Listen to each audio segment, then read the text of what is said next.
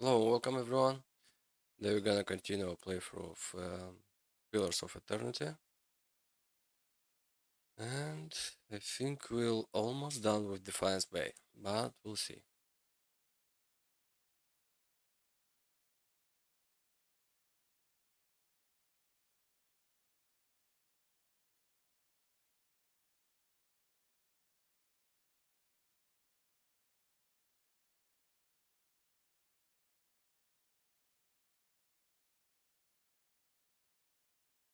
Yeah, last time we defeated a dragon and recovered some kind of artifact that was needed in Defiance Bay, so that will be the place where we should go next.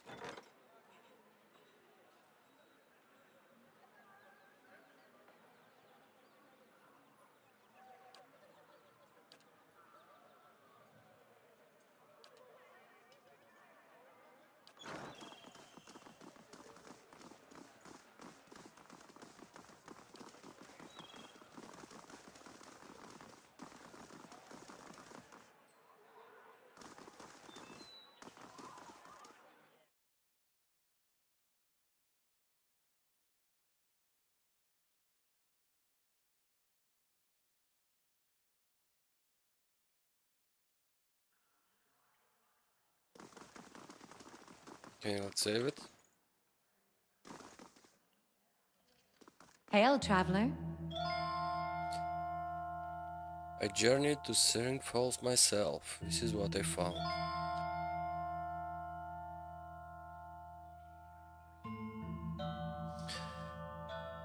Bible Flame, do you know what it is? It's a fragment of a god hammer bomb.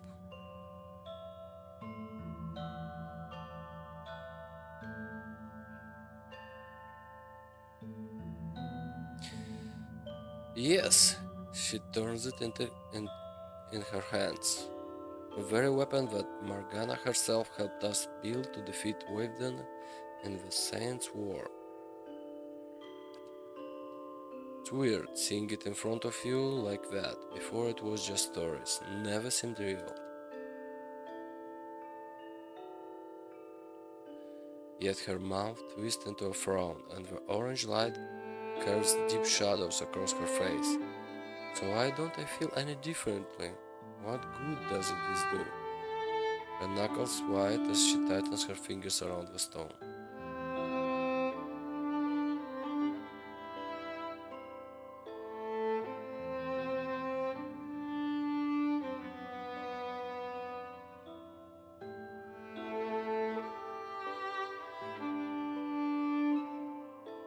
Well, the second option, Morgana is the goddess of trials, and yet you sent me pursue the vision she gave it to you.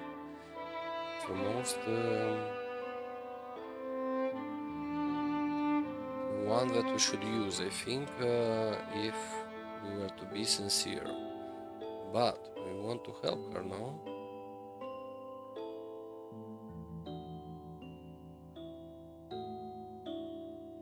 Let's go. If she entrusted the God Hammer to her followers, perhaps she's trusting them again to end the legacy.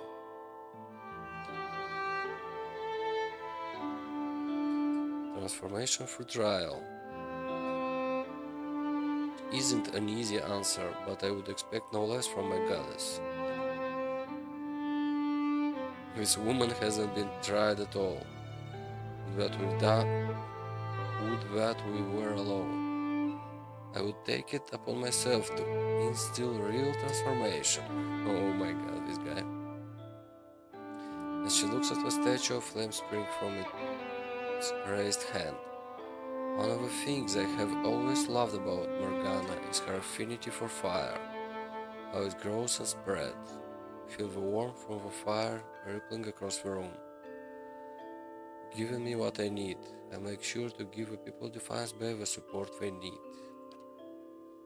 Now, let me give you something you might need. She disappears, returning quickly with something in her hands. A weapon worthy of the goddess herself. Please accept it. Accept this as a thanks for your service to Margran and to me. Interesting, yeah? So we lead the fires. That's nice. What kind of weapon did we receive? Oh, Unforgiven. It's a flail. We don't use flails.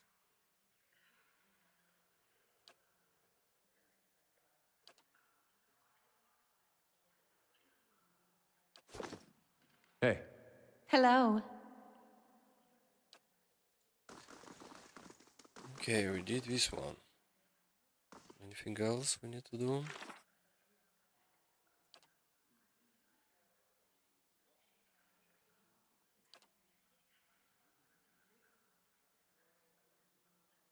Oh, we need to travel to...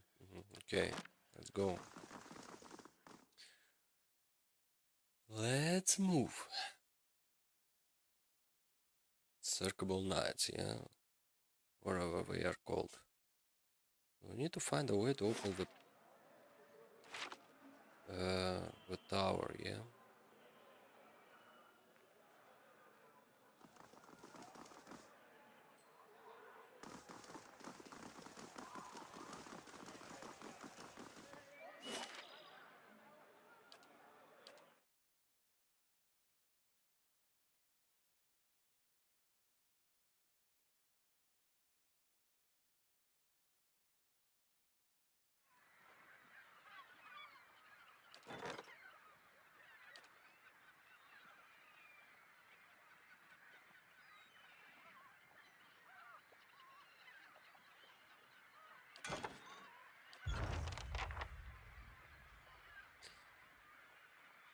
Okay, let's... who are you? Villagers stand by one of the tide pools. They are breathing harshly, clearly within, and look up nervously as you approach. Greetings. If you're here to fish like us, you'll want to avoid the compass proper. The dwarven woman points to the southeast. There are some suspicious folks down there. We were going to try something, the way they were looking at us. Not as we got anything to our names but fishing nets. What's this compass? Oh, it's the rock down to the southeast, the formation I mean. Someone figured it looked like a little like a sundial, you know. Don't really see it. Not a good place for sailing. You'll see plenty of wrecks along the coast, but the fishing is good. What are you two doing here? Well, fishing of course. We were anyway. Not much to be had up here and these little tide pools. We'll wait a while, see if those folks leave anytime soon. Mention suspicious people.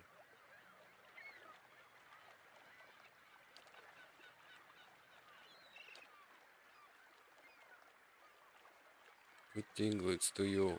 Wait, do you hear that? Leave it to Oh, we killed one guy. That's it!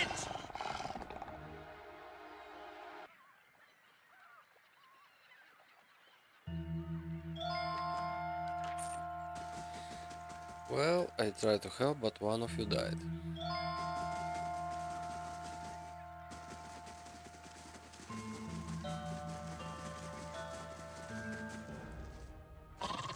That's it!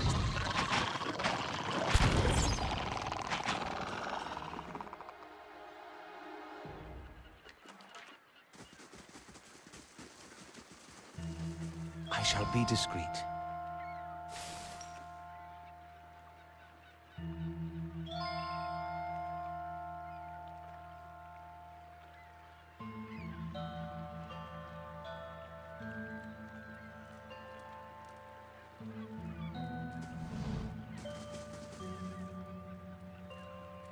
Find yourself facing a towering woman. Her skin is the warm gold brown of a dying sunset, with pale fish white patches at throat and hands.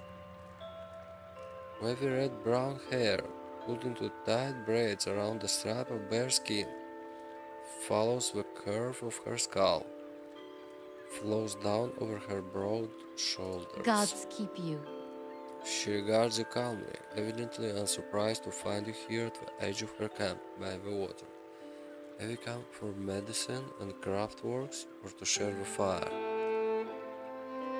She gestures to the large cloud door nearby. What's that Sauri doing here?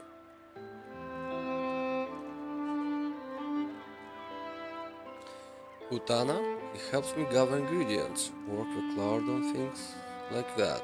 He's been quite a help around here. But Sauri plets our rattling chirp and bares its teeth in what you guess it's intended to be cheerful expression. Who are you? My name is Ranga. I lived in Glided Valley at time, working as a healer and a midwife. Perhaps you've been to that place. You understand then why I might choose to come south. In any case, it's far more comfortable here by the shore, where I can hear the water. And I still get visitors from time to time. Perhaps you're in need of something. Do you have anything for sale? Certainly, have a look. Okay, camping supplies. Let's buy one. And that's it. And sell your stuff.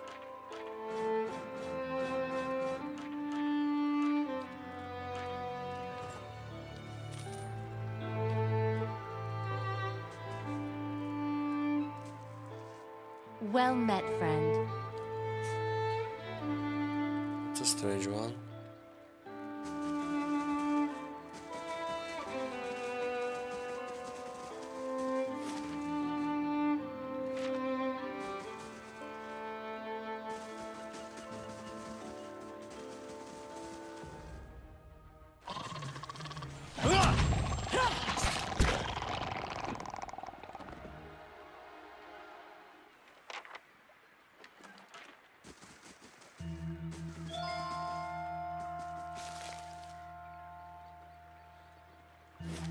Okay, it's a sea cave.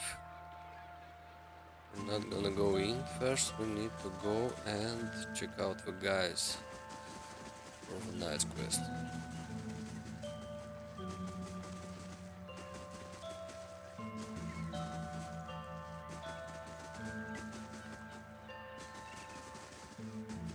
I'll take a look.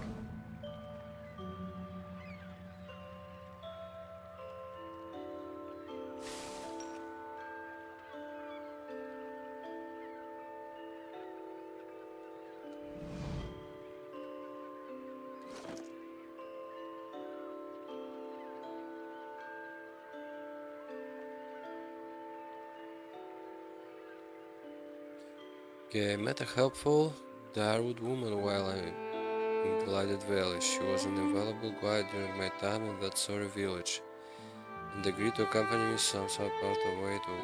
Okay, we parted ways in the wilds known as Morgana Ford, but I gave her my amulet so that she might remember me fondly.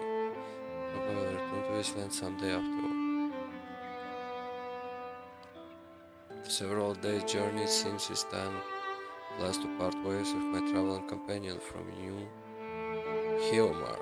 Still could not see the campus together, but perhaps he will have as grand time in Garen Grasp. I have given him my gloves, for I will hardly need them in such a fine weather. Hey, Okay.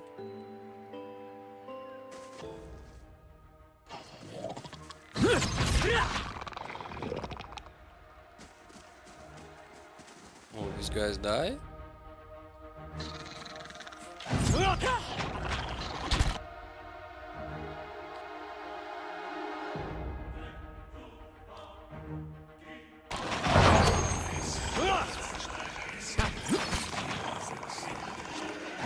Dead on!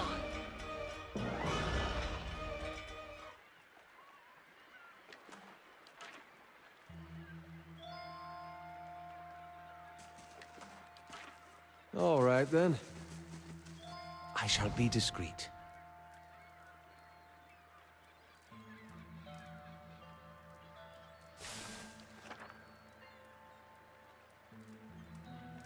Okay, so we need to go to the caves, yeah?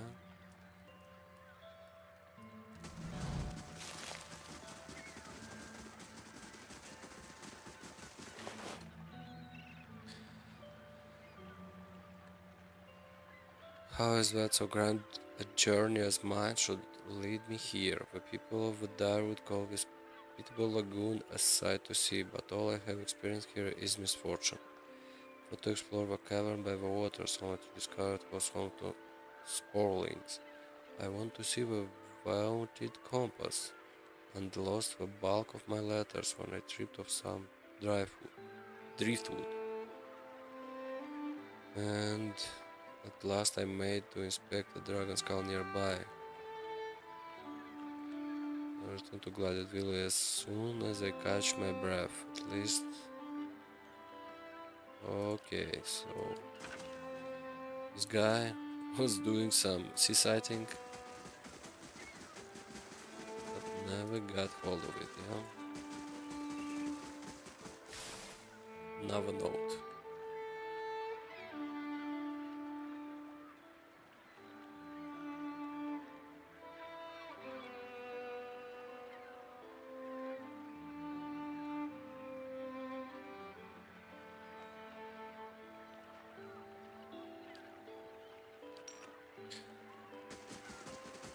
This guy Laying low. gave away all his stuff, yeah? Most of it.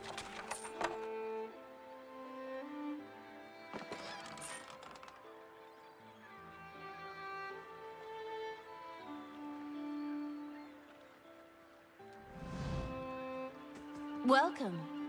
A woman seizes you up.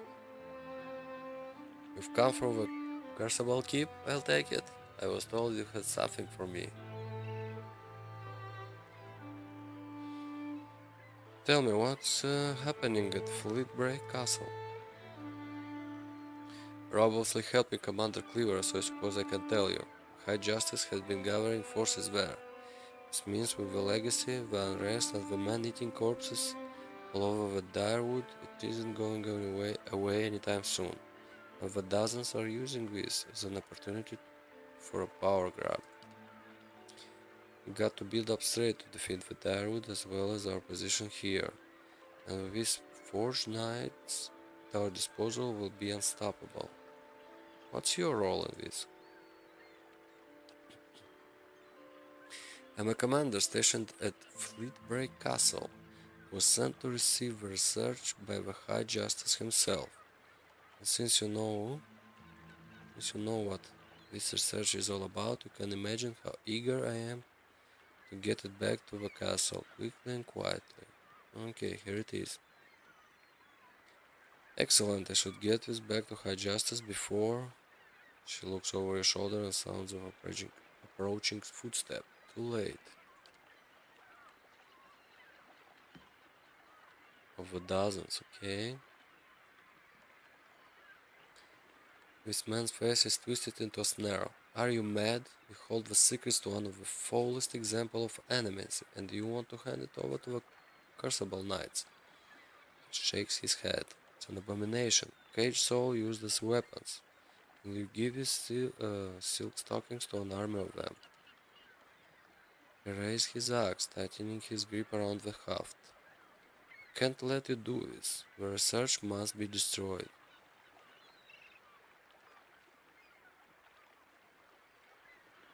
I'd like to see you try.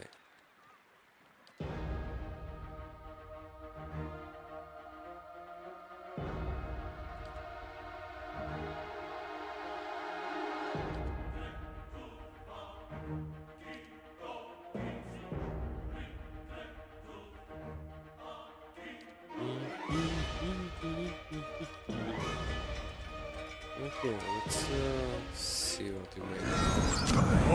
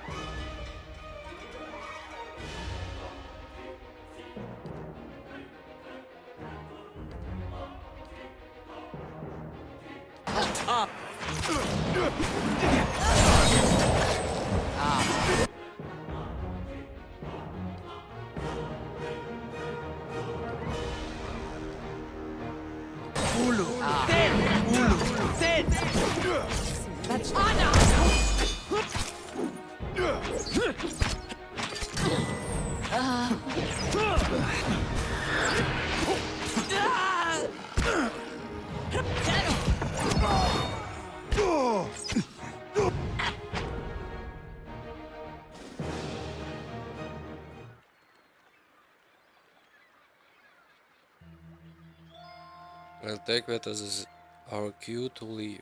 With a dozen growing so bold, we've no time to waste. Give my regards to Commander and watch your back out there.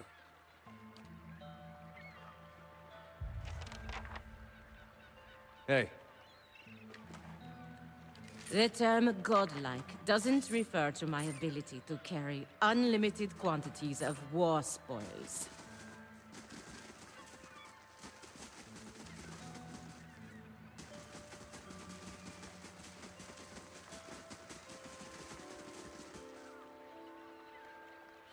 Okay, let's go inside the cave.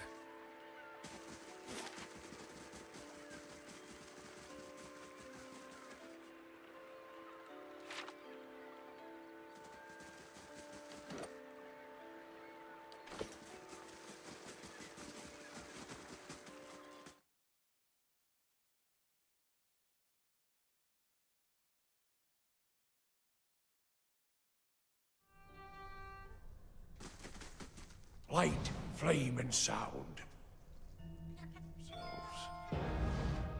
you're not.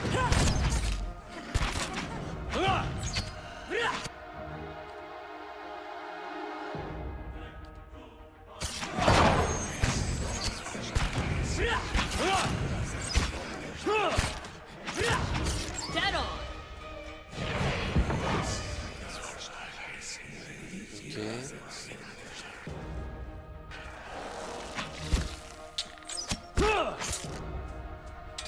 Dead on!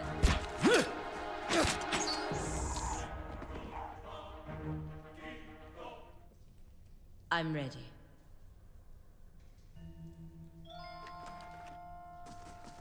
Hey, A blade in the dark.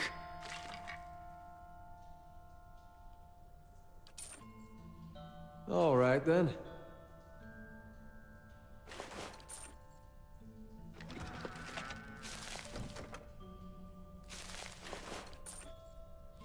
Not too much in this cave. Hey. Yeah?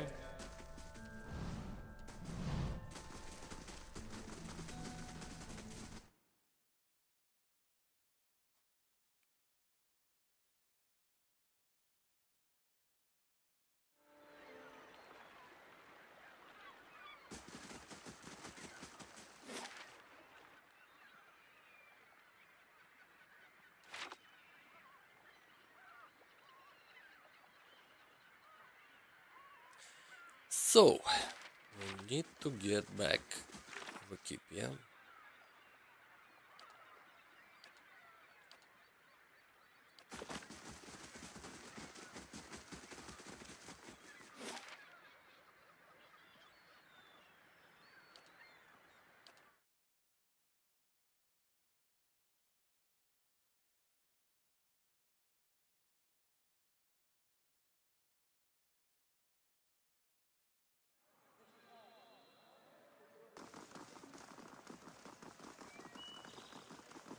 Oh, got destroyed. Destruction on our base. Main keep was destroyed, Botanical Garden was destroyed. To acquire a depth of 100. Oh yeah.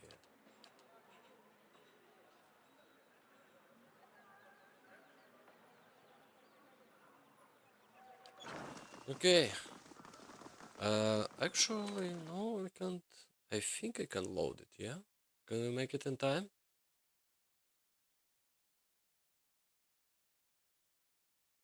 To protect our keep? Of course. Oh, did not save. That's not right.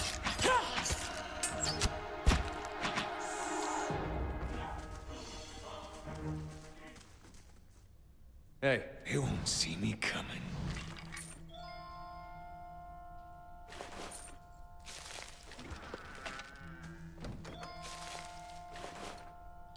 Of course.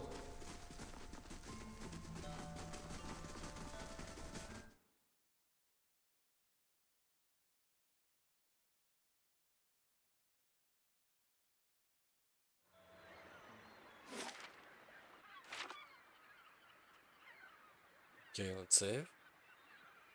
Now we need to go back, yeah, back to our base. I was planning to go back after we finish Defiance Bay quest lines. Currently we'll have to go do it sooner.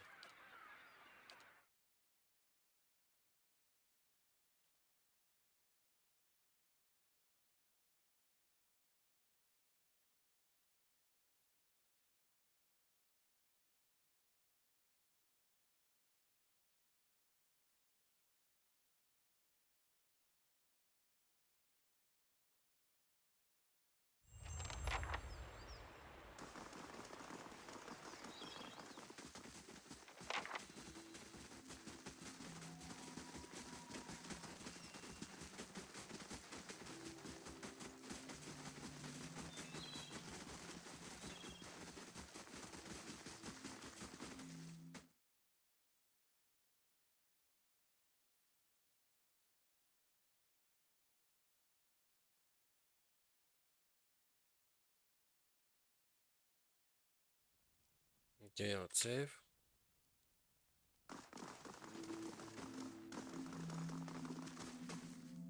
Greetings, my lord. I bear an urgent message from Chancellor Warren of Defiance Bay. He requests that you meet with him at your earliest convenience in the Ducal Palace. Okay. Claim Kadnua has been called into question by Gatbin family. Earl Badmer has issued a ruling of the matter, but both you and Lord Gabbett must be present. Who is Chancellor Warren? He's an arbiter of legal matters for Earl Badmer of Garast. Tell me about Lord Gabbett. No Daedrin lineage, I believe.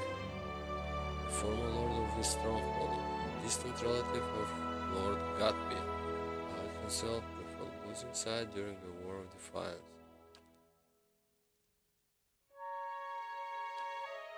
Chancellor will wait in the records room of the Palace and first fires. Oh, okay. Hey. Save. It seems your fame is spreading. I have heard travelers speaking of your accomplishments in Defiance Bay. If you'll forgive me say so, it's a relief to find a keep in command of someone more connected to the world. So easy to let things fall by wayside. That's the state of a keep. People are starting to notice your hard work. I dare say we'll have more visitors shortly. I'm glad you decided to stay on, my lord. It's been difficult watching this place tumble into decay time and again. City stories, I can imagine the great crowds, petitioners, music perhaps in the evenings. Oh, I've gotten carried away, haven't I? Here's the report.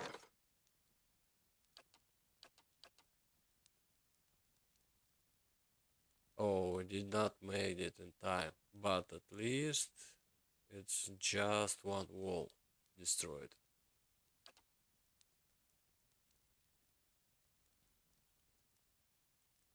Okay,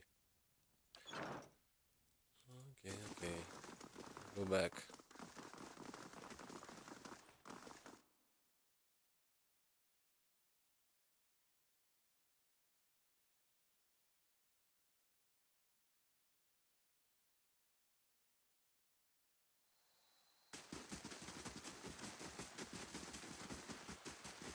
Oh, we got a phantom. Okay.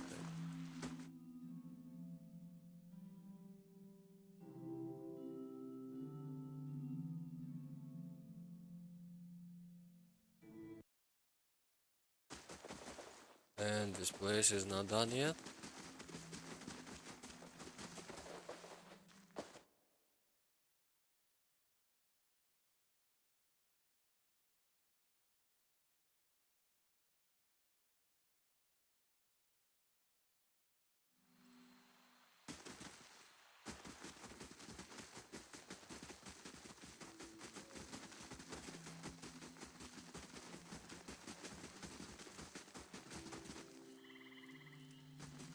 Let's go back to Defiance Bay.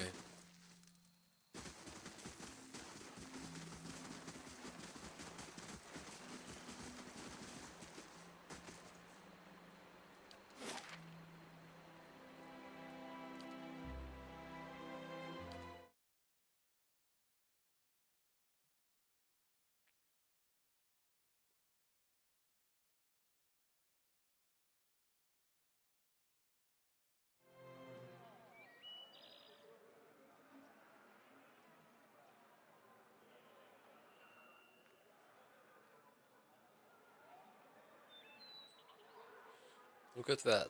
Statues getting fire from somewhere, yeah? Oh, what the hell happened?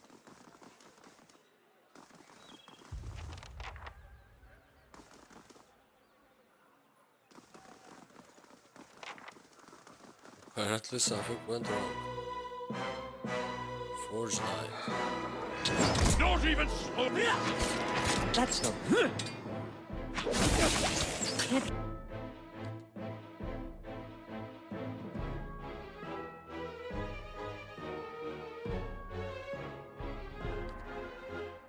Get a good shot with this.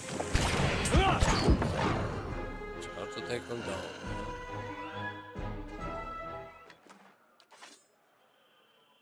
All right then.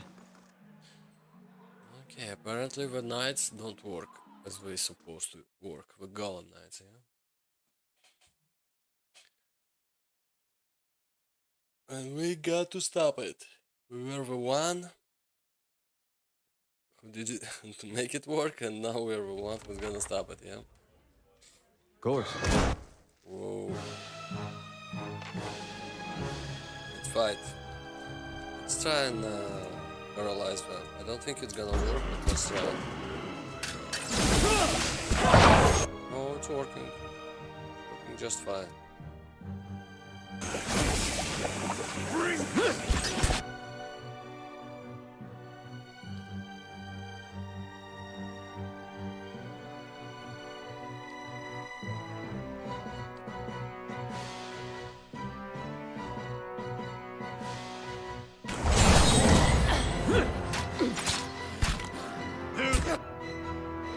Okay, try and knock him down.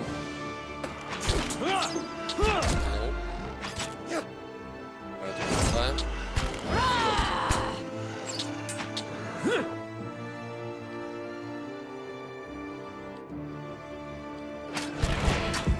That's not very helpful.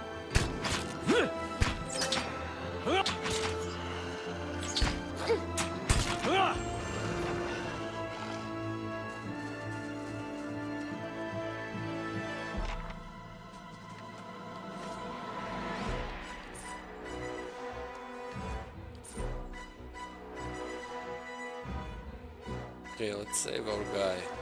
Smith,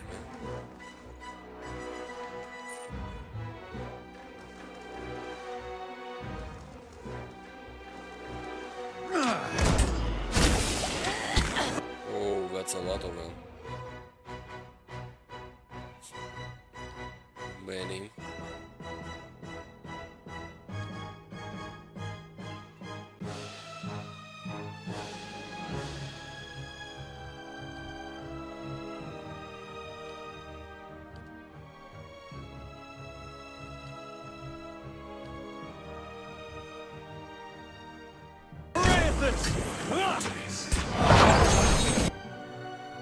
Okay. How about this one?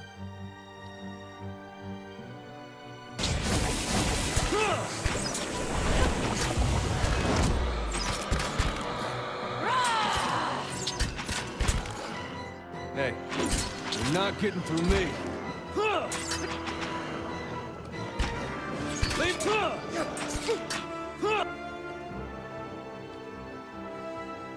That's not very helpful. Hey.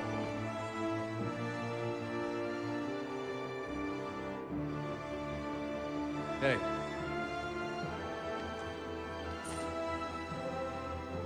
All right, then. Is this the guy with dwarf one? Is he dead? No, I don't think so.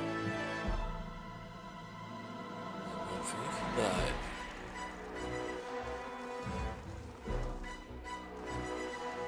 Hey.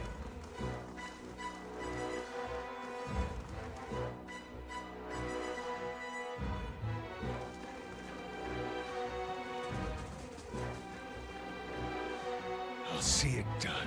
It's finished. Where there's a pick, there's a way. I'll see it done. It's finished. Where there's a pick, there's a way.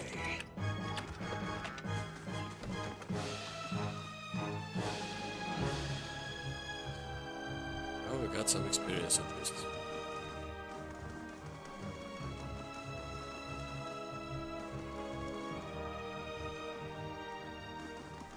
We're not fighting, guys?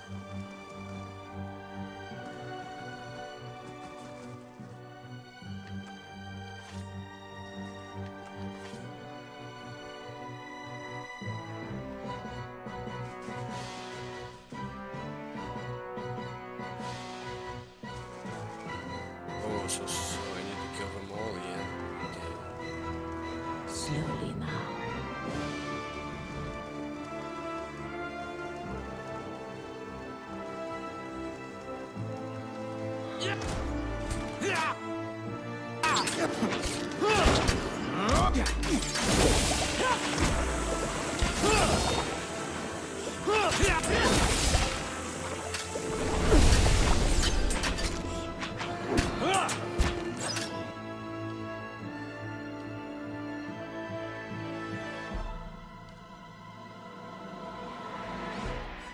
Yes?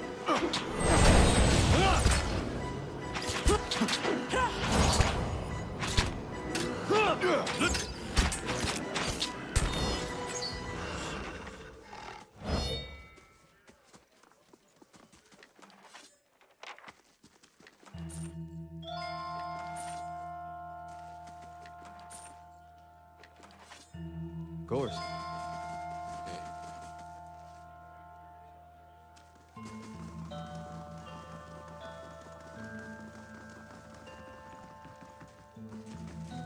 1 minute, my justiciars were training the Forge Knights. In the next, they were being cut to pieces. But the survivors owe their lives to your skill. You fought valiantly, worthy of any seasoned soldier. In fact, I'm naming you an honorary justiciar. Wow. As a reward for your service, please accept this blade and armor, worthy of a Knight of the Crucible. If there's anything else I can do for you, you need only ask. I'll send word to Fleetbreaker Castle immediately. We clearly didn't understand the Forge Knights as well as we thought. For now, we'll have to continue recruiting the old-fashioned way.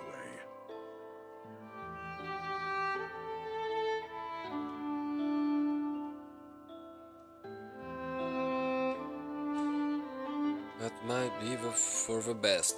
Forge Knights are obviously too unpredictable to use safely. Or we can go with continue using them. Well, let's go with the first one. I'm glad you agree with my assessment of the situation. And if I'd listened to Dunstan, none of this would have happened in the first place. I won't make that mistake again. Yeah, listen to the old dwarf. Bye. Hey.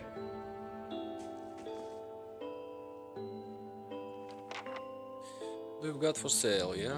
Let's give you everything we've got on us.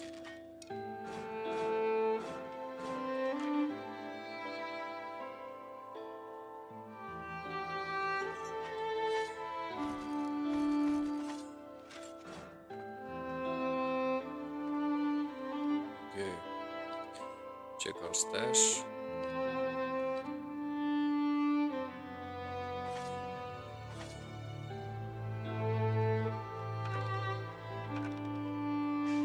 Oh, got so many grimoires. Need to check for spells, yeah?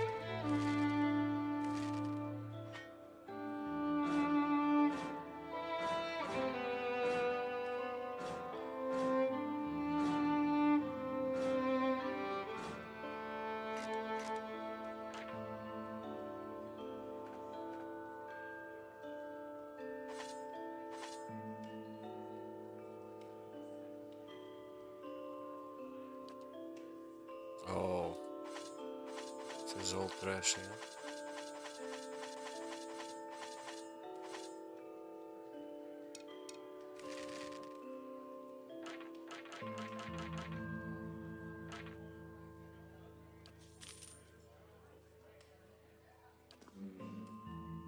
Okay, Hey. I've got some kind of sword. Let's see it. This one is Whispers of Yenwood. Shaman Glory. Shaman Glory seems better. Accuracy.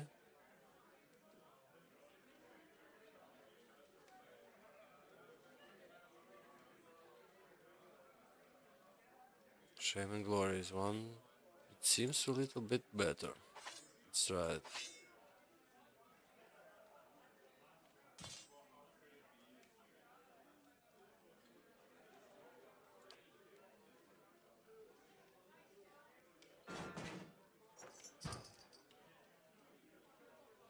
Okay.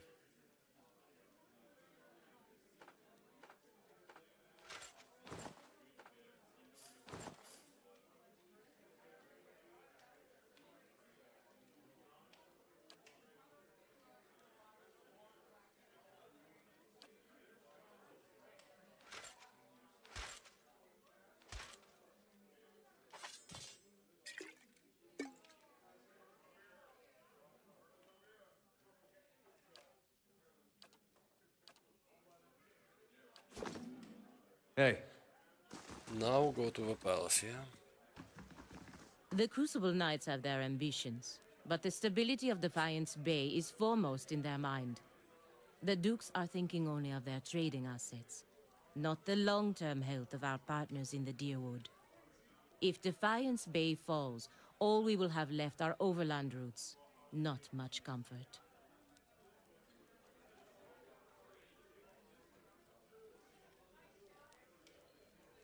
I don't want to see anything bad happen to Defiance Bay ever.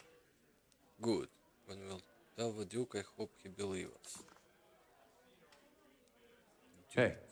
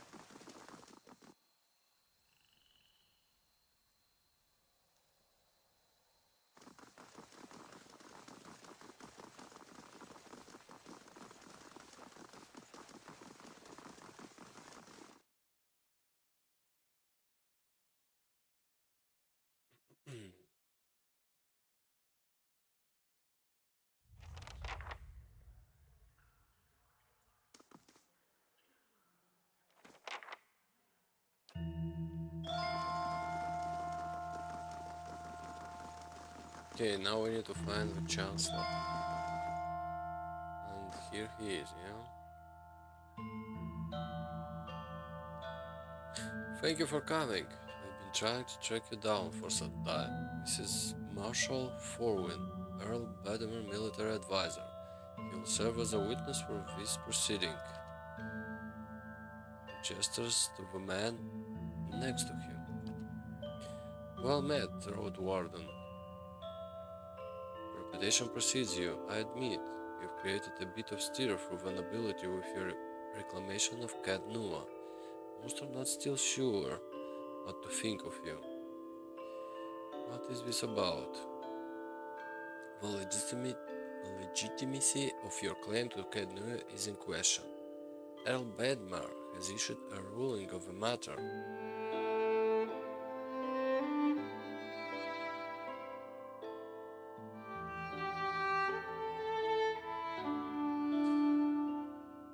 Kednua was abandoned for over a century. If there were no other claimant, you would be correct. Unfortunately, this is not the case. All will be made clear once Lord Get arrives. Do you have any question for me while we wait? Tell me about Earl Bedemar. Earl Bedemar comes from an esteemed line of lords that rose to prominence after the War of Defiance, some 150 years ago. There would consist of 7 earldoms. The Bedemars governed the northern earldom known as the Grasp. As to the current Bedmar, he is a fine man as I know. It is an honor to serve him. Tell me more about the Grasp. Grasp is now the largest of the 7 earldoms after it consumed the pre-war earldom of Yenwood. It encompasses notable settlements such as Nuno, Hiomar, Geiran, Grasp, Lighted Valley, and of course Kednua. Yenwood? When the Darwood was a mere colony of 8 years, it was divided into 9 earldoms. The earldoms were defeated and ultimately driven out. 2 of the earldoms were absorbed and the others were adjusted. The Yenwood was one such earldom. Have other questions? What do you know about Gatbin? Well, I've met him once. It was ample time to determine the character of Lord Arled Gatbin, or Luck therefore. He's descended from an old Adrian line that predates the War of Defiance. His great-grandfather, Rani Gatbin, was the Earl of Yenwood during the war, that is until he was stripped of his lands and driven from the Direwood.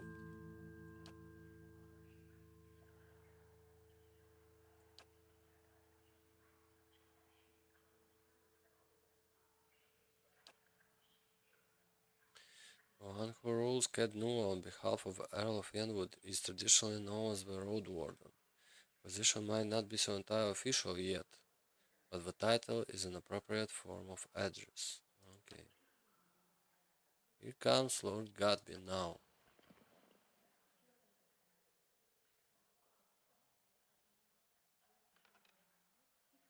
Okay, there's 5 of us, 6 of us, and 2 of them. We can beat them.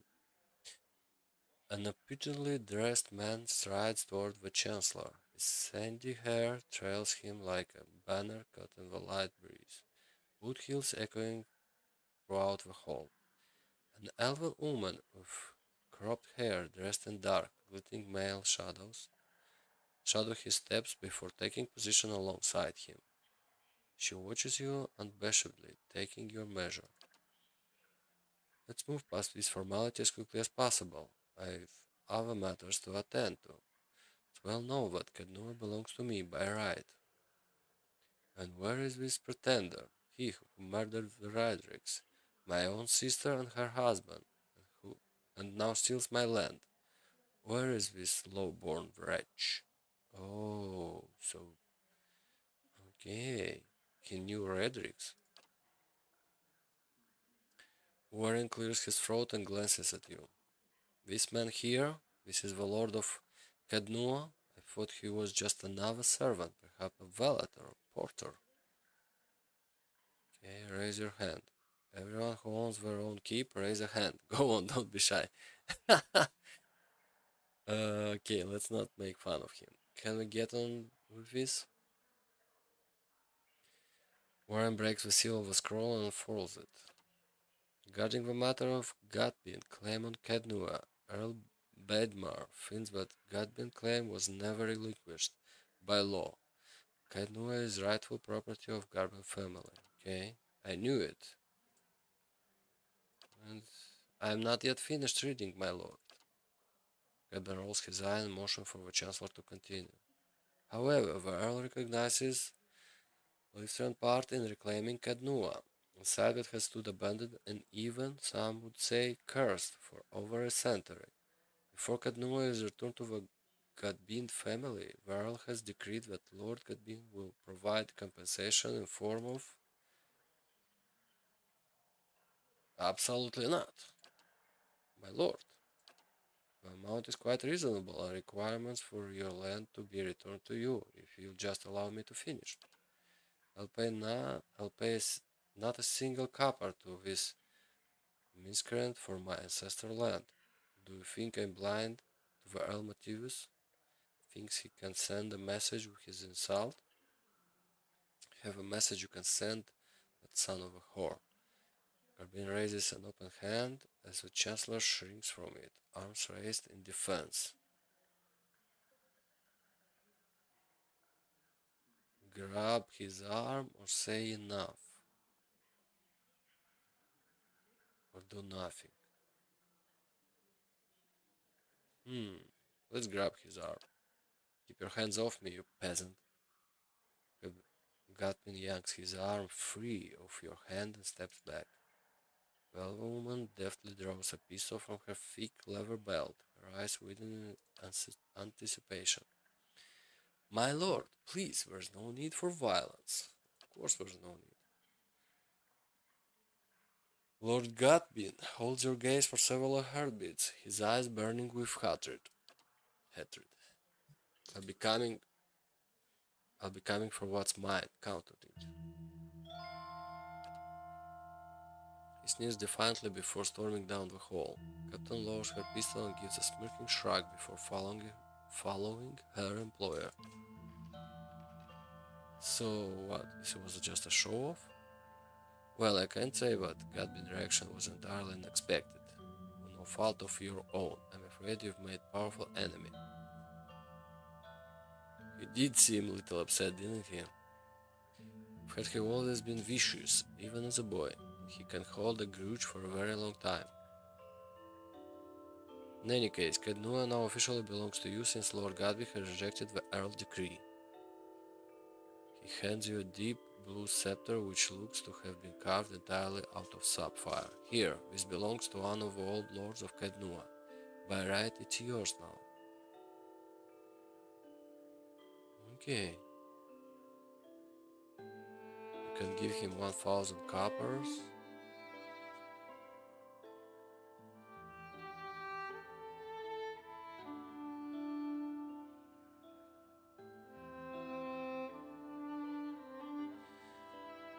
Or we can invite him or do nothing. Well, I don't want to pay him, no?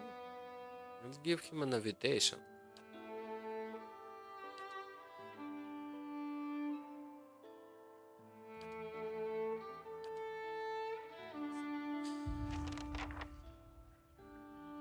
That's it? Hey.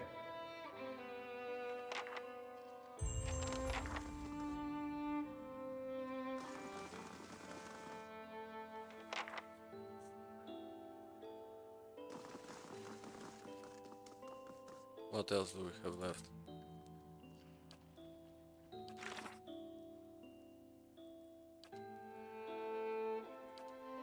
Oh, we need to go to the basement and see the leaded, yeah, key.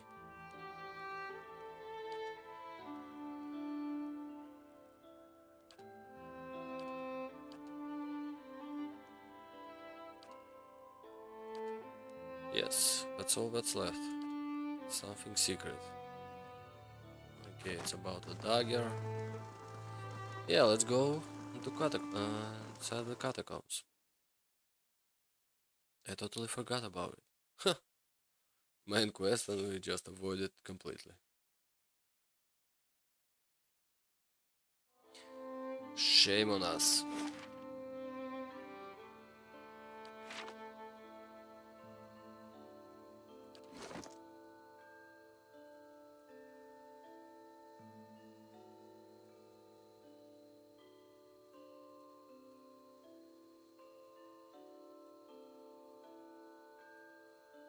Bind this weapon to unlock next level?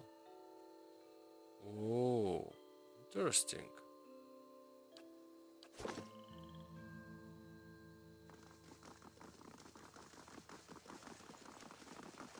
A weapon that gains experience, I think. Okay, we go to the Cooper line.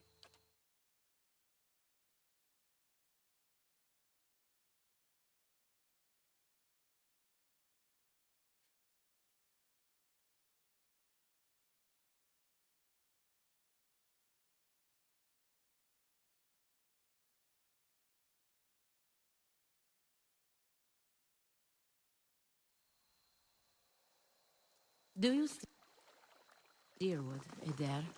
No, not these days. Parents left the country years back during the purges. I think about him a lot. It's a shame you and your family suffered, even after the Saints' War ended. You Deerwoodens certainly have a knack for holding on to old grudges.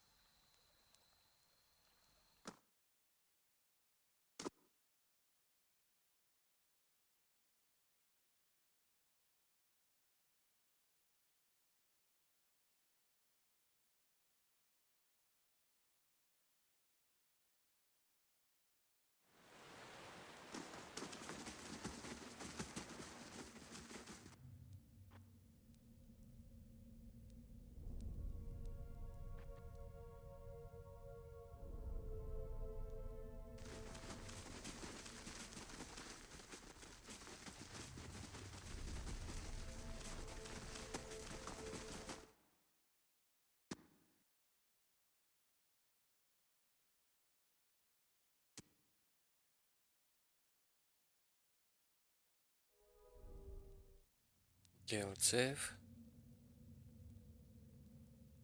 Oh, let's see, maybe we can disarm this trap right now. I shall be discreet. This way we get some experience. It's finished. Nice. Nothing else here, yeah?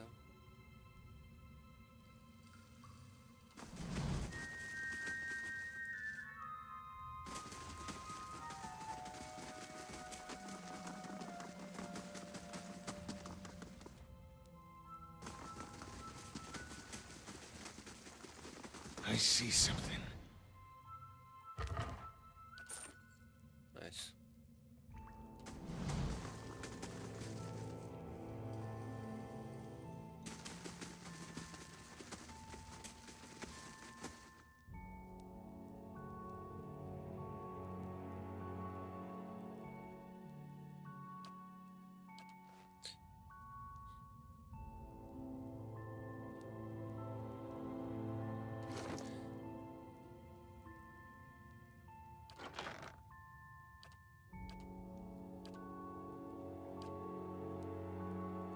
I don't think there is some kind of armor we need to put on, yeah?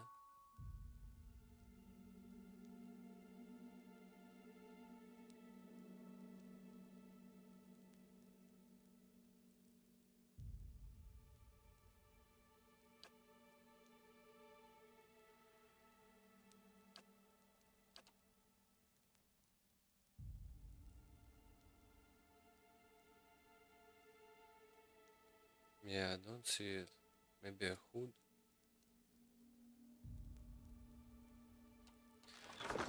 Okay, let's continue alone. Let's see what's gonna happen. If not, we're gonna go everyone together. Interloper, okay, got you. Just run away.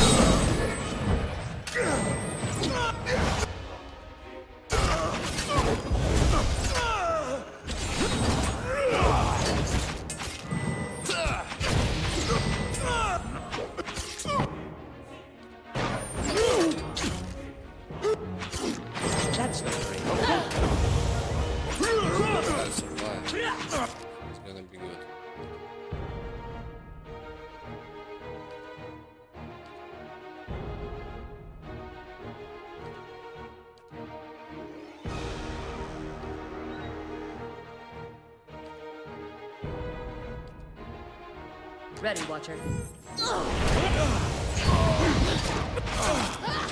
Can't get a good shot for this.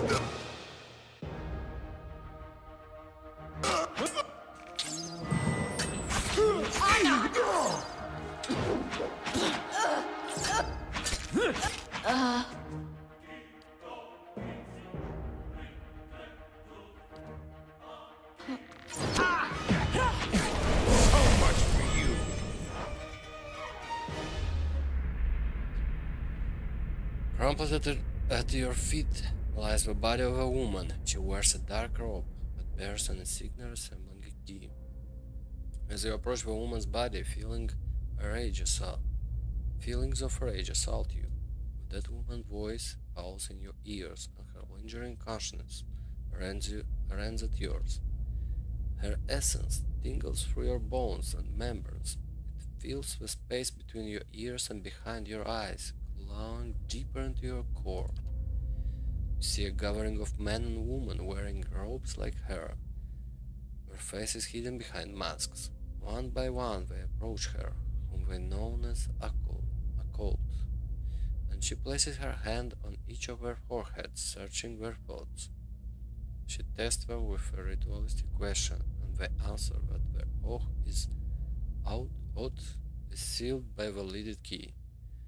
She asks them of their tasks, she gives them new ones, all without a word.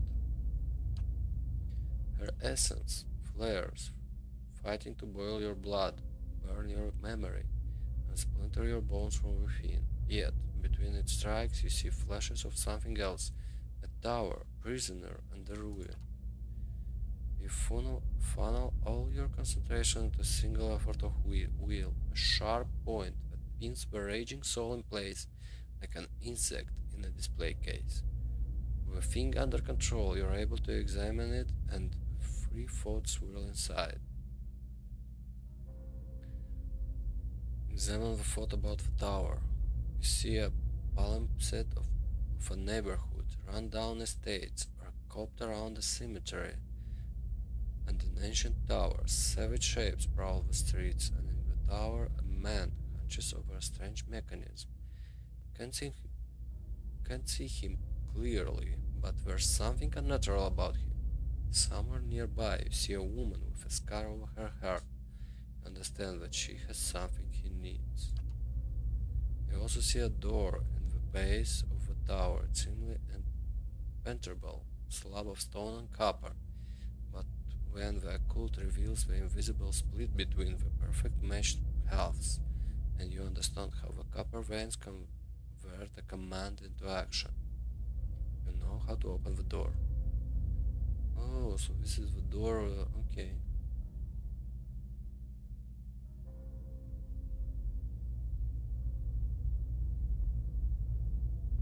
Inquire about the prisoner.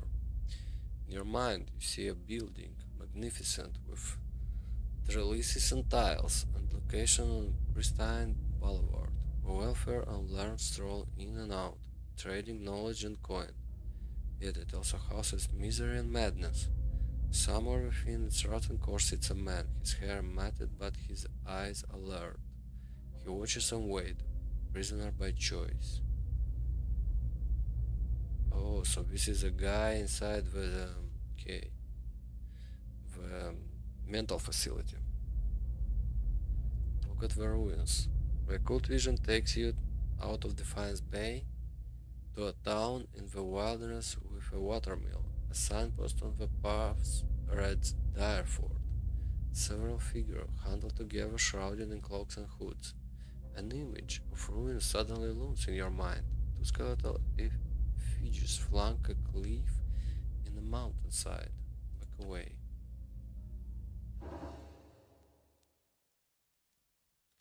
As you regain awareness of what's happening around you, you realize that your head is in Palegnia feathered hands. Her golden eyes are peering into your own, so that she's trying to catch a glimpse of activity lurking in the depths. As she sees your eyes respond, she wobbles your head a little and gives you a light slap. Letting go and stepping back, she regards you with concern. Everything's going alright in there? Hey, Everything's fine. Udeka hood. We needed one of this one, yeah. More ham. Some kind of key.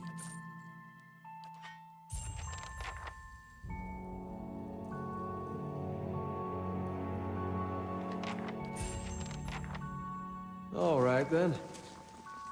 So, I think we'll have to fight the mercenaries on the way out. A blade in the dark.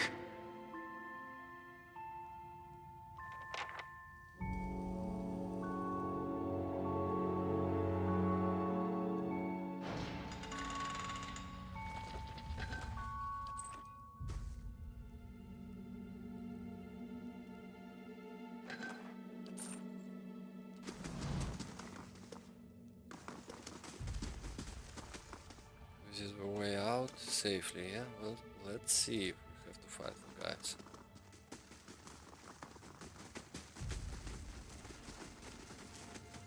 Slow and silent. Yeah, we need to fight them.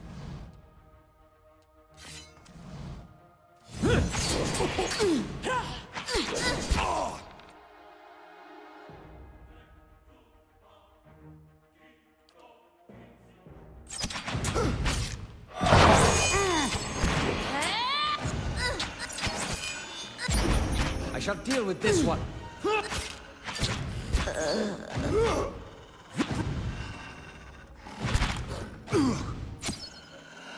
Leave it to me.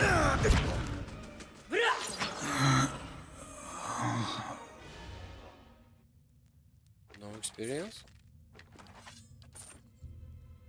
Of course.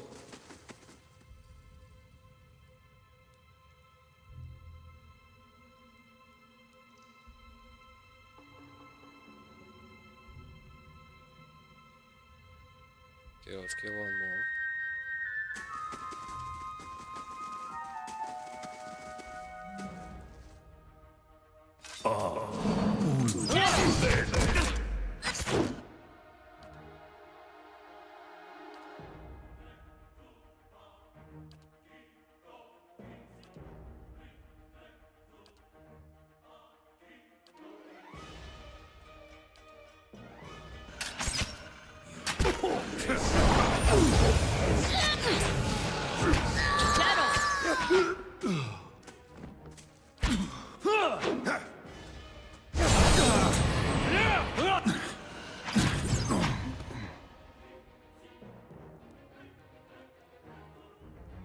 Hey, No experience. No experience, no point in killing you. of course. Let's go back.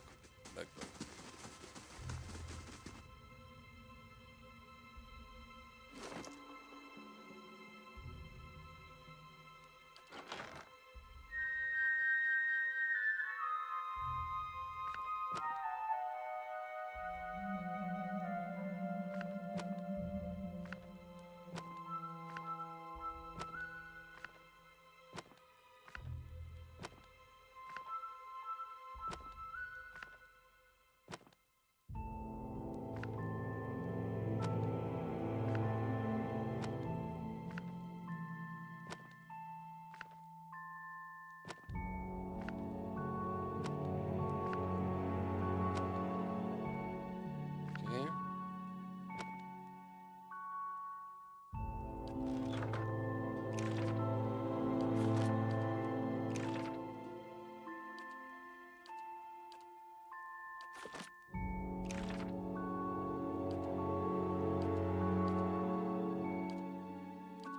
Look at this.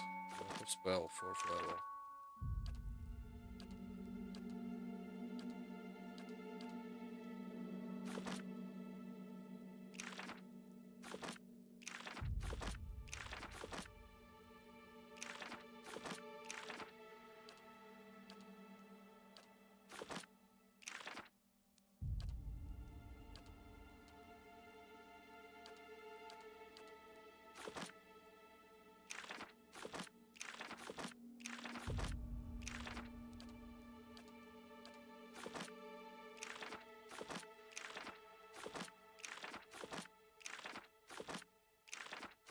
Okay, that's it.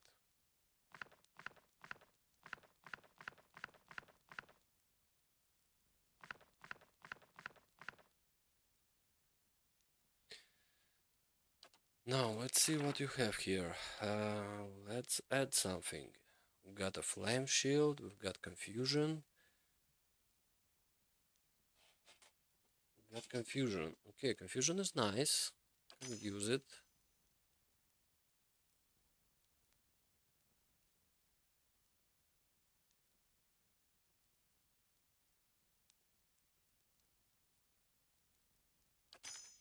Or, okay, let's leave it like this.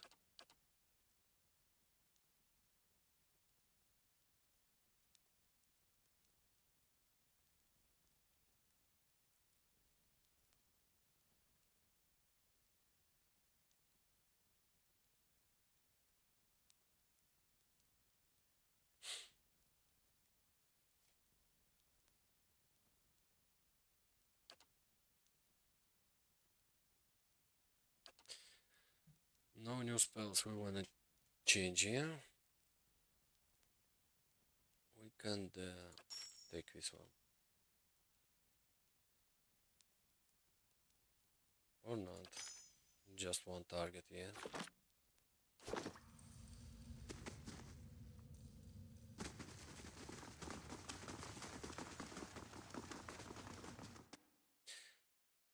So, what do we do? Need to go and take a rest. And then go and see the sanitarium. Or first we go and see the sanitarium. The steward of Kadnua has received a letter for you.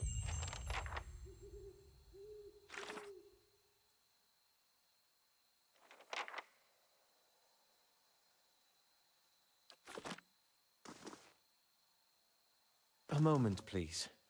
I feel I should explain myself. Okay, let's talk.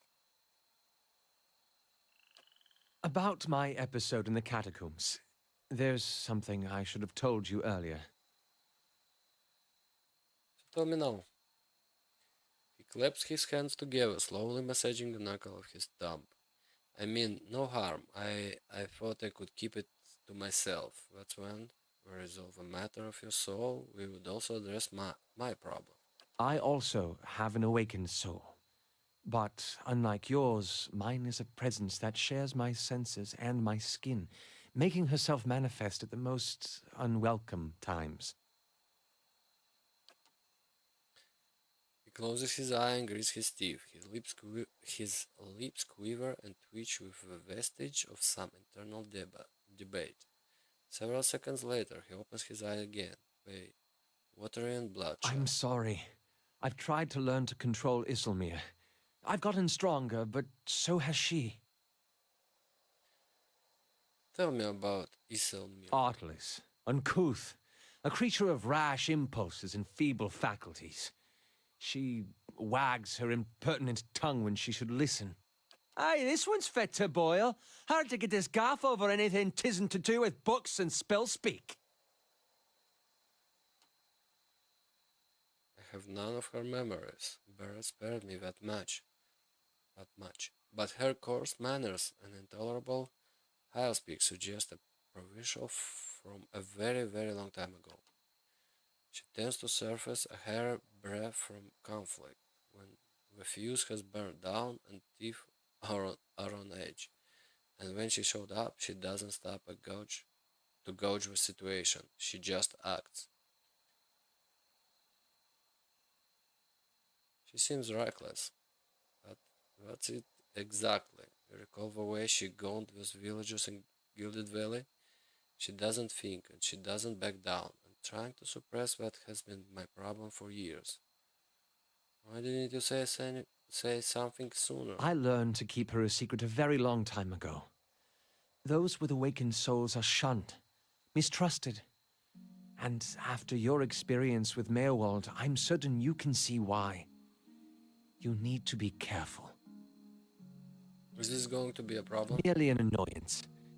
Although... Defiance Bay is said to have an entire institution dedicated to the study and cure of soul-related ailments. Since our journeys have already brought us to the city, perhaps we could speak with someone there. If it's helpful to you, we'll go. Thank you. This has been a great burden. about something else.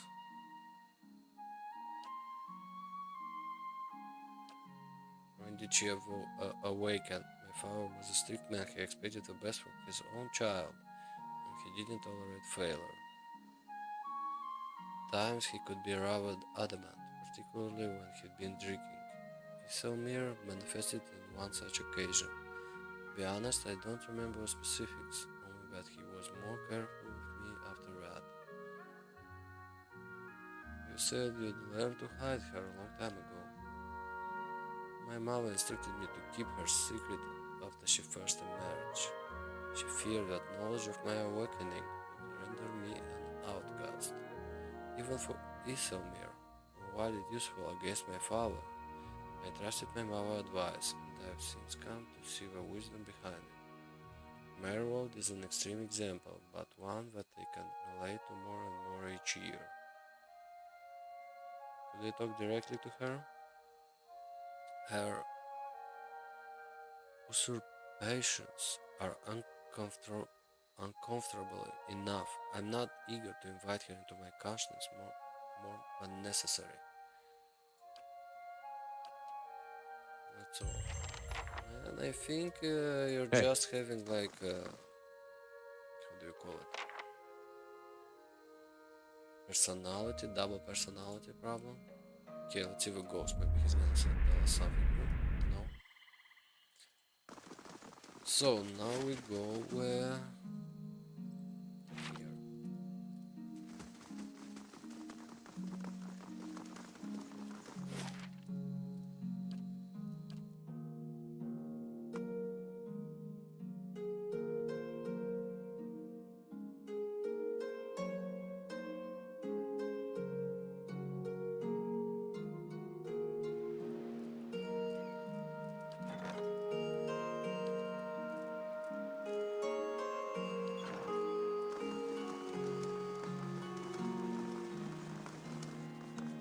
This is the sanitarium. Yes.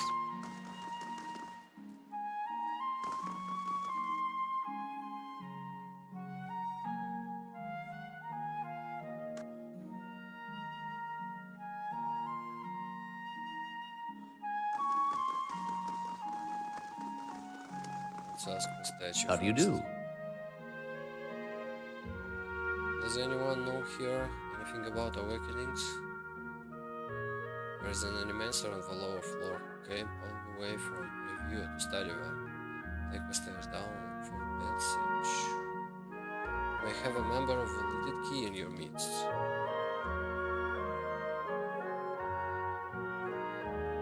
Could have done without hearing that today. Many have their intrusions been into our affairs. Of course, one can seldom be certain whenever they meddled or wherever calamity has struck on its own, but a few of their less skilled infiltrators have been exposed from time to time. Their perpetual nonsense. Once again, I'm reminded of how envious I am of your gifts. I suspect there would be some use in verifying one identity. You're at odds with a Lidded Key as well, I take it. It is something I need. I hope it isn't knowledge you seek. We are seldom keen to part with it. Do you have some idea of who this person might be? I suspect it's a patient. Very well, in that case I would recommend you speak first with our residents and immensives. They have frequent interaction with both patients and colleagues. You find them up here with officers or in the offices downstairs. Report anything suspicious to me immediately. This is my only request.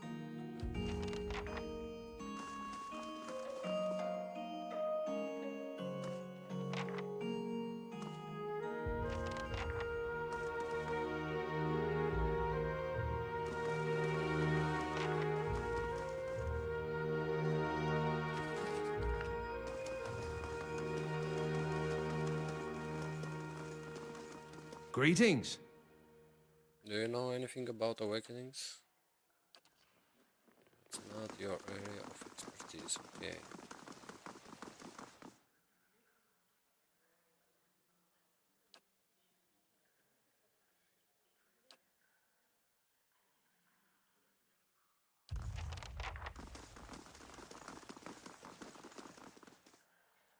Down we go. A very important thing. We stored in the basement, yeah?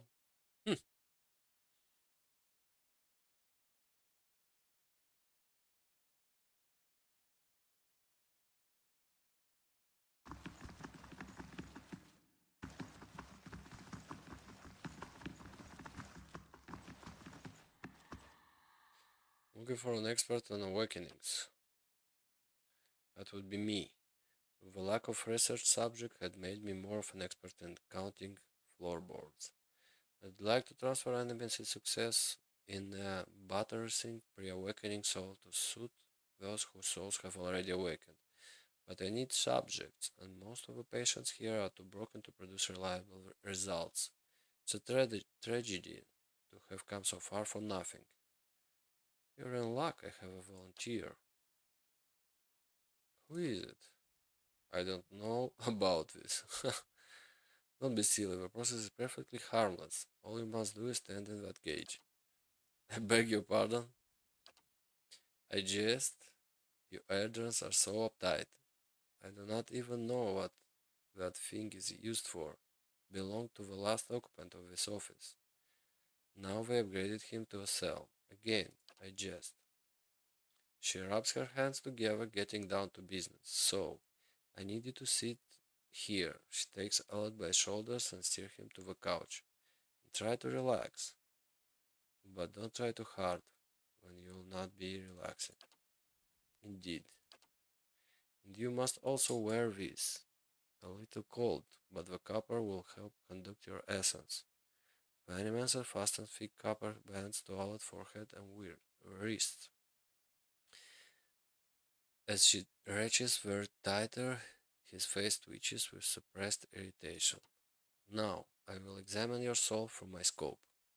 She reaches into her desk and produces a long chamber tube. Knobs, dials, and small, toothed wheels run along the side of the device. It is fitted with other lenses cut for different thickness and concavities. By manipulating them, I find the angles and densities that will allow me to track the anomalies in your soul. Does this mean we'll get to talk to Ismir more? I'd like that lady. But first, we must find this cunning interloper. He will answer some personal question while I make adjustments.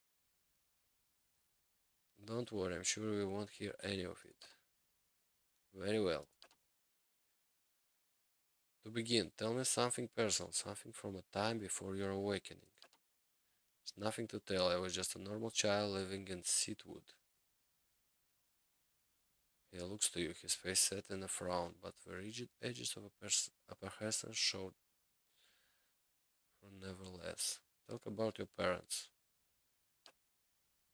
As you speak to Olaf, you feel your voice like a bell in your chest. It tolls softly, luring him to the midst of his own memory. Belasic doesn't seem to notice anything, but you feel as your words are smoothing his essence, untangling its many threads. Mother is away most of the time with the Tan family, but I always know when she's coming home. Father battles accumulate like storm clouds on the horizon. His fists of temper become swifter and more violent. It still shames him, knowing that her homage to another man support us better than his labors as a steward. This is good, I'm starting to see something. Continue, tell us about the time you awakened. I'm in my 5th year of training. Mavo is home. I can let my guard down a little because when she's around, he's usually all angry with her. But he has heard that I have had trouble casting missiles, that my flame shields are unstable. He's furious that I have failed, and Mother's presence reminds him that he has failed too. First blow takes me by surprise. One moment I'm sweeping the kitchen, the next I'm sprawled on the ground, stupidly looking at the flecks of my blood on the tile. His boots glistening with fresh polish thud across the floor. He kicks me in the stomach, and I curl up to shield my vitals. Okay. But it's pointless. Protecting one thing only leaves something else exposed. Still huddled on the ground, I retreat as far as I can. I retreat until the vision of the kitchen on my own trembling knees is nothing but a pinprick against a field of black. Madicho! Belas Belasic furiously cranks the knobs along her scope. He's hypnotized himself with this old memory. Got to bring him out of it. Quickly, I almost have it.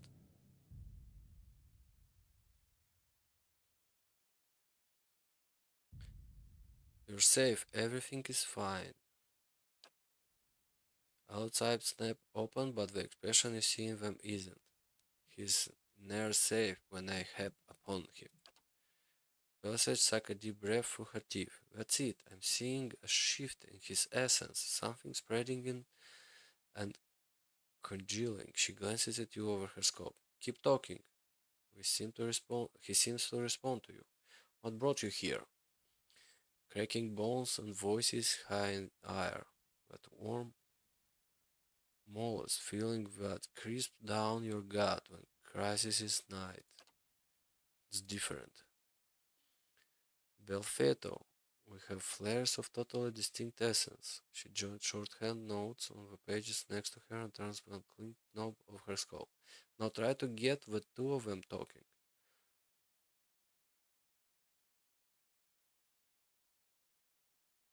Isilmir, tell Alad why you've awakened.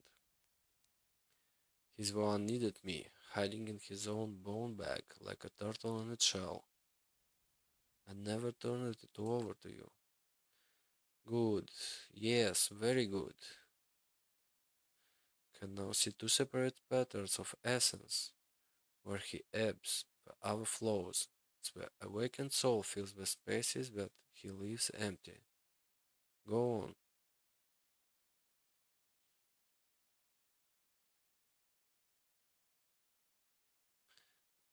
Isilmir, what exactly are you taking from him? Nine more than I'm giving. You should ask what I did that old man of his. How the last time he laid a hand on us, I break it in three places. That wasn't your decision. It's never been your decision. I was awakening. But now I'm stuck with you. Damned if I let you drag us both through the scupper. Ah, very good. Think I finally got something we can work with. Track Ismail's essence through the exchange. She had a particularly high density index during the most hated portions of her argument, and her essence seemed to localize most clearly in the lower portion of the subject's left ribcage. That's right around the spleen, which of course means that she is triggered by the black bile. No doubt the subject characteristic melancholy is to blame. Alad blinks back at you, and in the midst of his perturbation, you're not quite sure who's looking out of his eyes. That's utter horseshit. How gracious. Yes, never mind my years of training. I suppose you have a better explanation. Isilmir manifests when Alad is in danger or under pressure.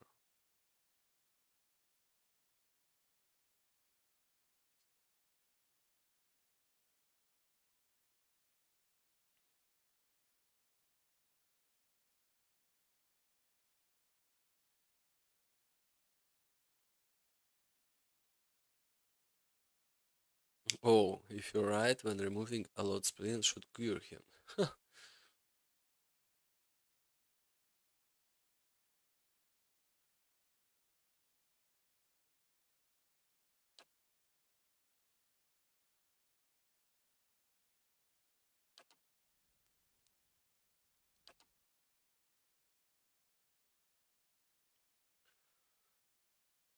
Ismail tries to take control from you when she thinks you can't face a problem on your own.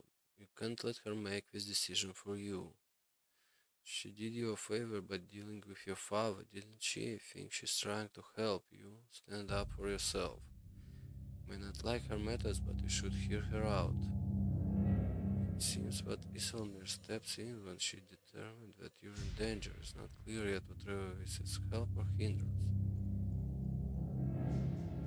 Oh, okay.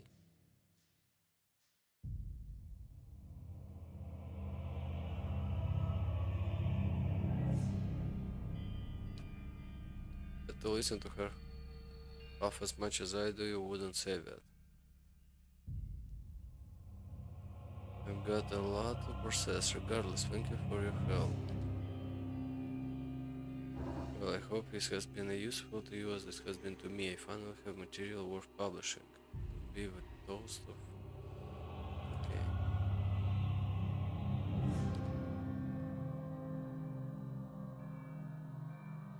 As you turn to leave, you catch a darting movement out of the corner of your eye. The sage is humming to herself, still occupied with her scope. Talat is holding her notes. He's just about to tuck them into his cloak when he catches you watching. He holds a finger to his lips, his eyes wide and imploring. Please, I don't want my personal information published like this, especially not after her nonsense.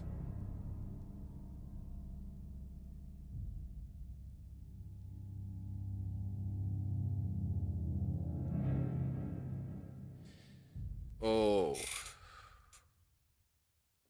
well, we used her.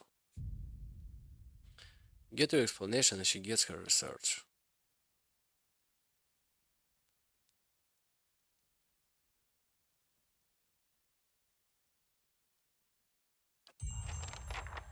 Hey, Okay, we got this one done, and I think hmm,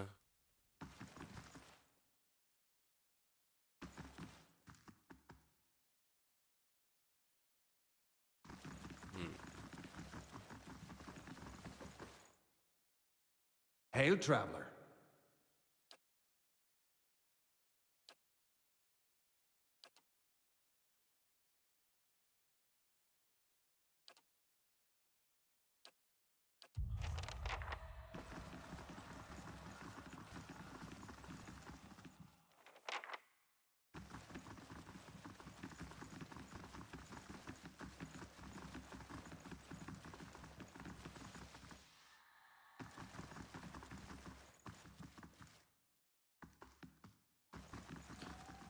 so what now? Let's go back to the statue.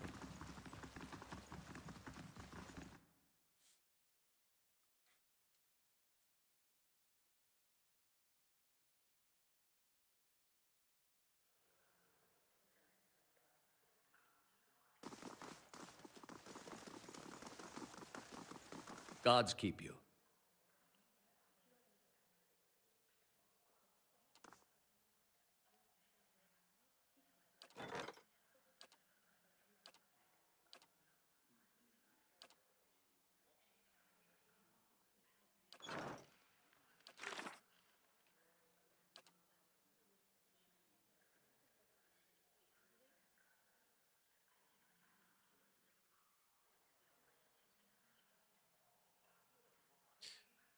Azo, who is Azo?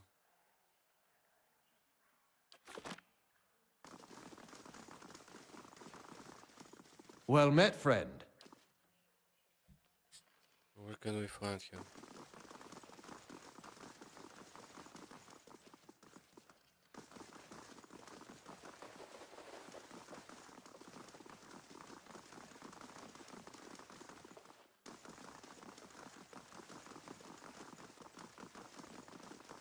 Hail, traveler!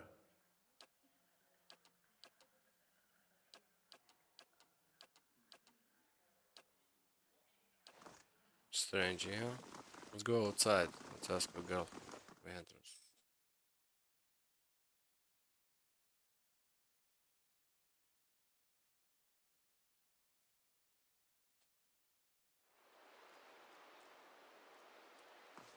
Well met, friend.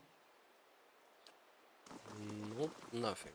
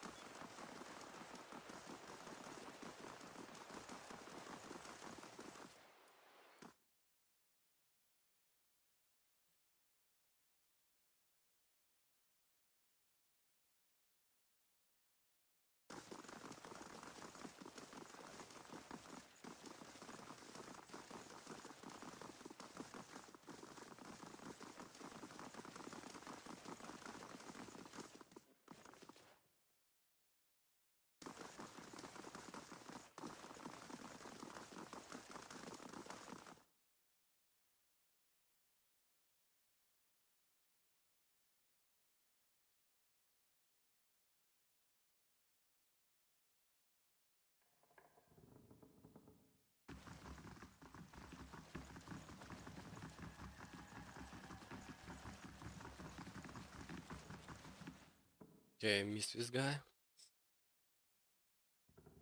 Where there's a pick, there's a way.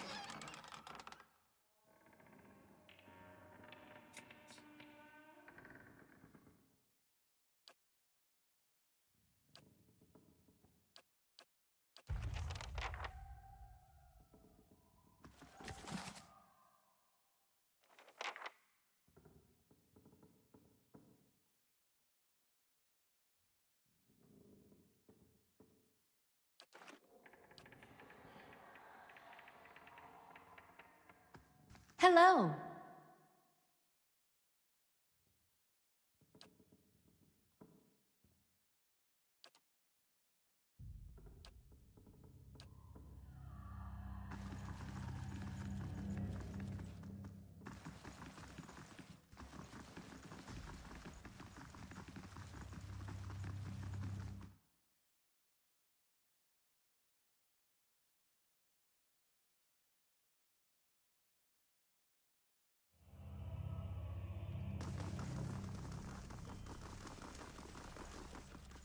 Well met, friend.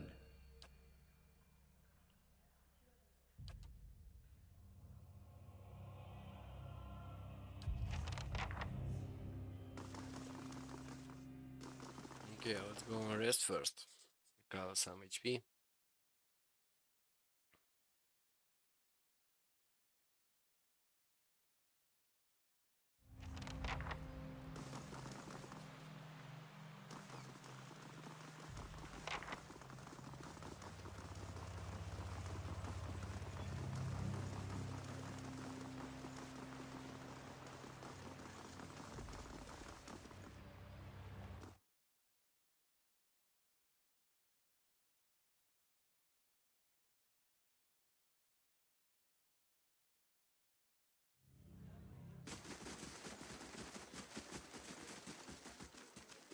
Welcome.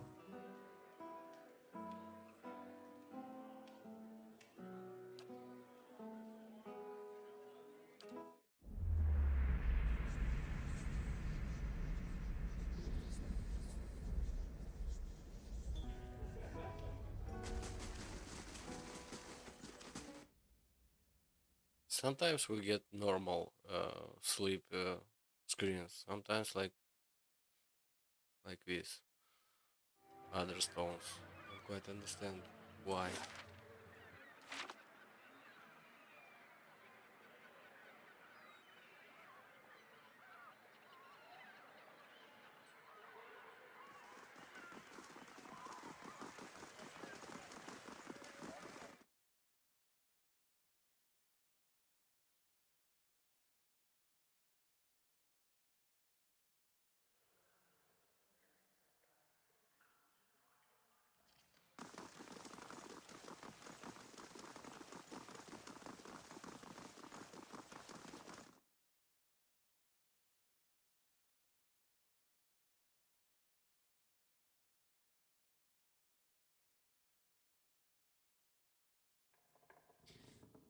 Now we're gonna investigate the mentally disturbed guys. What's going on?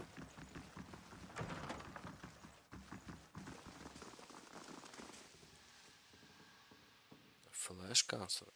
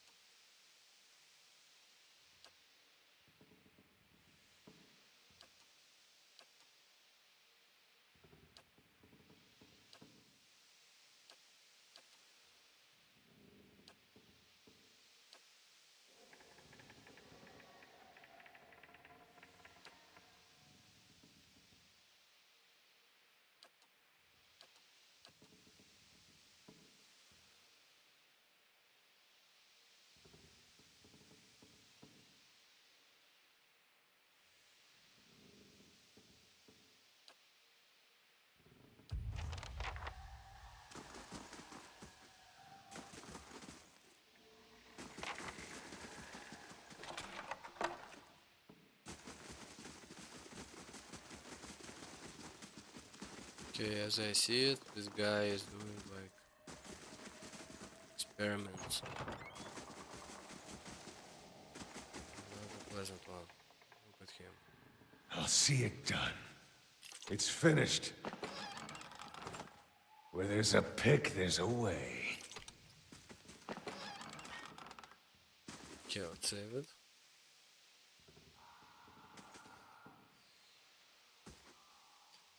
A round-faced, balding man turns to face you. His upper lip is pulled upward slightly, but by his pointed nose, exposing his upper teeth when he scowls. What is the meaning of this?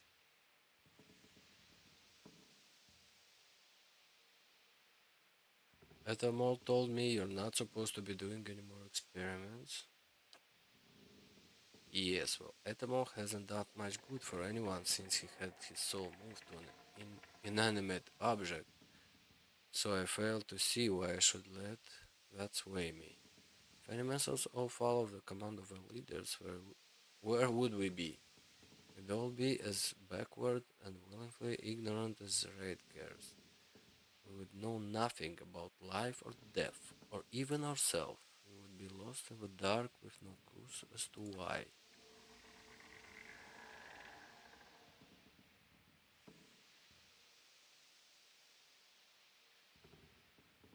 There are things beyond your comprehension. It seems to me you're still in the dark.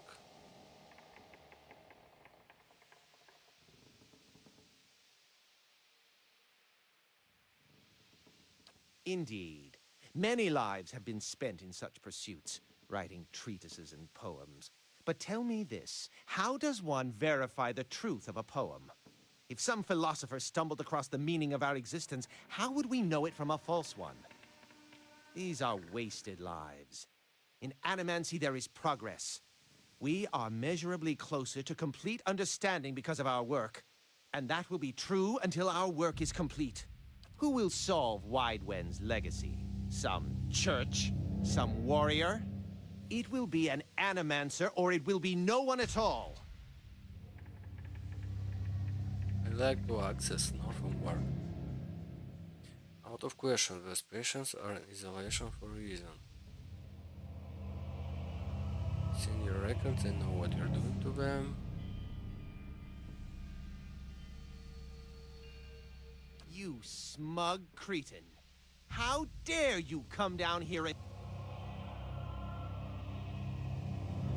Fine. Speak to them for all the good it'll do you. I'm sure the discussions will be fascinating. Pulls a heavy key from one of his pockets and nearly slams it down on the floor before handing it to you.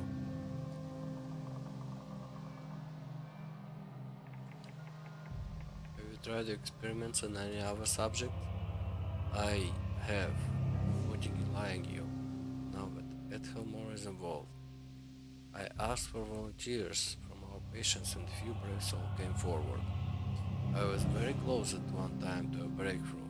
We understood that. We understood their sacrifices would mean something.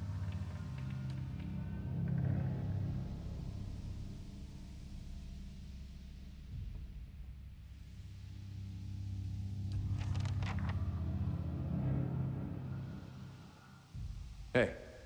Okay, let's go and see who's this madman.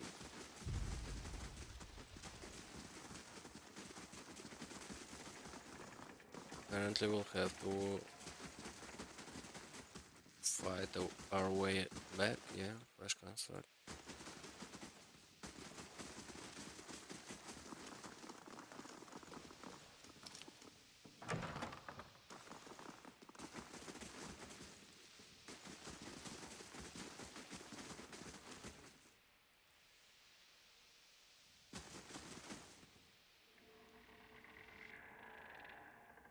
A willowy adolescent boy stands at the center of his cell, gawking and stoop-shouldered. He stares straight ahead, occasionally blinking his movement, and it's unclear wherever he registered your presence at all behind his glassy doll-like eyes. In this state, the barriers between your soul and his are thin and porous, easily bypassed if you should wish to. Reach out for his soul. Close your eyes and Edge forward toward the boy's soul. As you near, a sudden malaise comes over you. You are cold and warm all at once, sweating and shivering, straining for breath, as you did on the caravan journey. The soul you approach is the wrong one, a parasitic plant that strangles its host. It's a predatory and pitiless, and you have crossed paths with it before. Too late does it occur to you to react, and already you feel yourself plunging into some interminable abyss, the thought of a memory. You're standing in a cell now, the same cell in the sanitarium. The halls are monolith and empty, and you're waiting.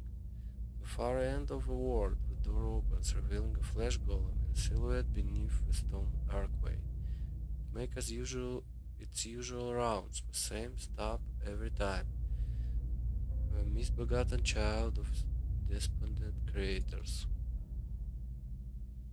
When the construct is closed, you coil yourself up and spring forward, passing out of the boy's body as though it were a membrane. You can sense his body behind you, collapsing to the floor, a puppet whose strings are cut. You are rushing toward the golem now, paddless in a gust of wind.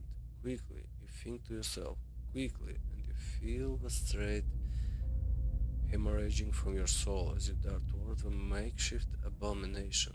You pass into the golem shell and overtake the soul implanted within, encircling it, suppressing it, and contain it.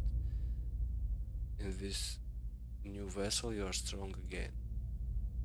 Step heavy-footed down corridors, unhealed by the other constructs, and scrutinizing only by the wary and trusty eye of a mad coming at last to an office piled with books and scribbling papers, and the perverse implements of animancy. You set your oversight hands upon a large machine, a nest of globes and tubes and coils in the center of the room, and go to work, bending wires and settling alignments.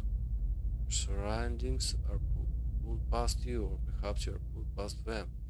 They dissolve into a blur. When they settle into place again, you are outside on a clear day, standing in front of a crowd, stacked high above you on the tired seats of an amphitheater. You are acting for the crowd, standing deliberately still, but this is no play. A balding man with ronding-like features is strapping you to a machine, the one you had tampered with. You see your arms for the first time, short and fleshy, unmistakably those of a little girl. But this body is not truly yours. Your mind still holds the same determination, the same hardness as before. The body itself is cold and virtuous until the others. Unlike the others, this one has no soul of its own. The man speaks and the crowd applauds with an enthusiasm worthy of a hero's entrance. Bear witness, he says, and pulls a lever. The machine shivers and sparks, and a bed of sweat rolls down the side of a man's brow. But the crowd apprehension quickly gives way to awe as a crystal globe fills with a radiant mist that casts the entire theater aglow. He opens a valve, and the glow crawls through a tube along a length of copper wiring that runs to a set of electrodes beneath your armpits. Feel nothing when it reaches you, as it should be, for you have been leading his work astray periodically for some time, altering notes and setting and playing puppeteer for Halabor. But you make it look how people would expect it to look when a body is infused with a soul. In a moment, the machine goes dark, and the man unstraps you, eyeing you with science's concern. He looks back at the crowd. Behold! But there is obvious hesitation in his voice. Slowly you take a plunging step forward, and another and another. You look up at the man, giving him the eye contact of which no hollow-born is capable, and the crowd gasps. The man looks revealed. How do you feel? He asked, well meant for the crowd. And this is the moment. At the top of your lungs you let your piercing shriek. The man comes toward you, his hands outstretched, but you run the other way, back to the machine. Follow you straight, you drive your head into a crystal globe, and it shatters, striking your head with warm blood. You drive your head down into the surface of a machine again and again, drawing panicked screams from the crowd, and by the time the man reaches you, your body has already achieved proper function, and merely twitches in the cold ground. Oh, so he's sabotaging, yeah, the work of an animator. Satisfied, you depart the corpse in search of another unsuspecting host, who could put their faith in enmity now. You are pulled again from your surroundings, transcending the boundaries of memories and lifetimes, deeper and deeper past betrayals and murders and lies upon lies that form the thick webbing of plots beyond mortal comprehension. Set at last in a room you have seen before, expensive, with tall device encasing Adra monolith as its center. The room is filled with people, and the people all look at the device. You are young, suddenly back to reality, and the one scattering boy in the cell is looking directly at you, appraising, calculating. There is no mistaking now. It is the soul of a man who caused your awakening that gazes you from that borrowed husk, a watcher.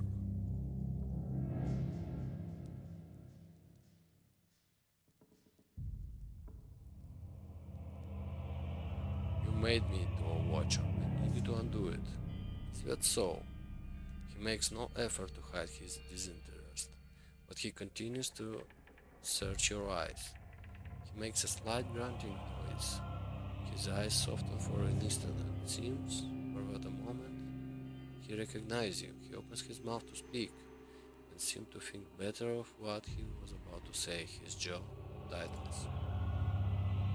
I know your look, your hunger. Hunger for answers that elude you. Now that your soul usurps your reason for being, you are like everyone. I will help you let go. He dodges backward with startling grace, putting himself out of reach. His face there is no malice, the dissipation of a farmer putting down a sick animal. Then suddenly his larps roll. Oh.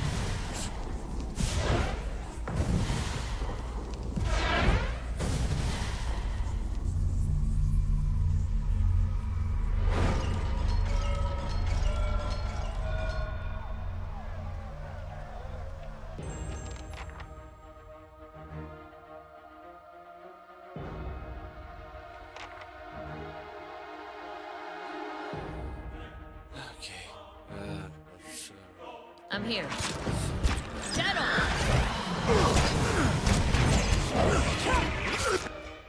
yeah, let's not die.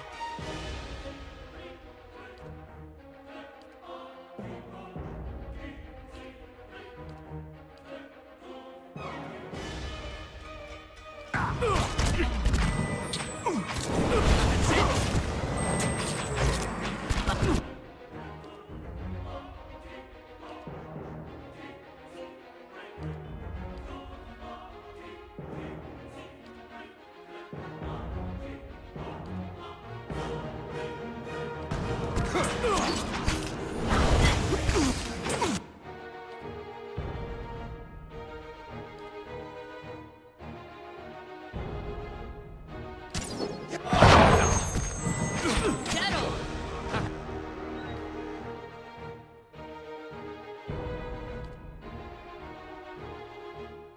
Okay, let's do some healing.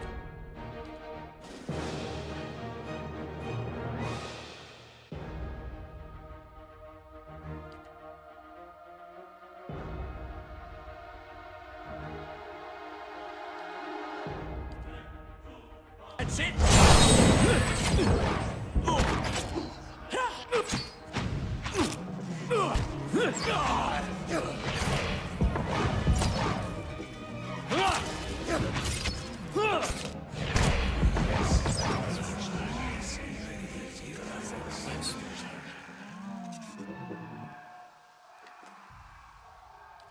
But apparently, everyone's gone mad. Really bad.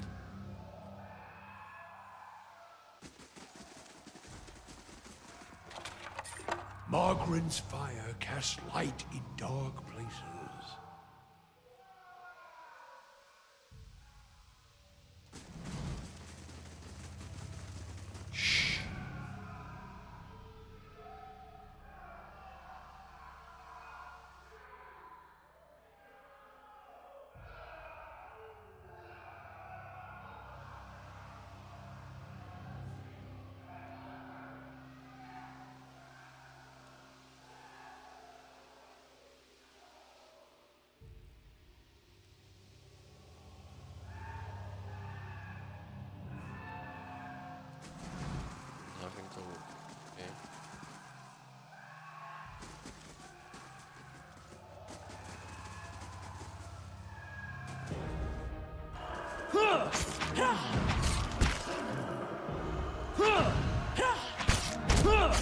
That's it!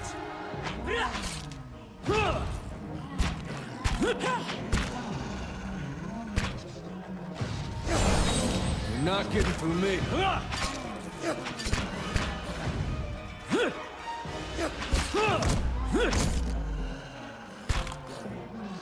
Nice.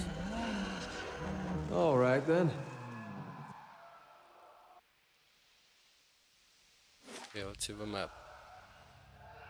Okay, let's go north.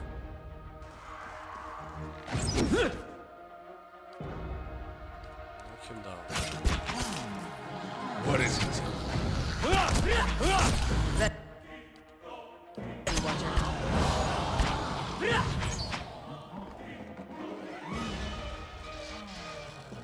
Of course.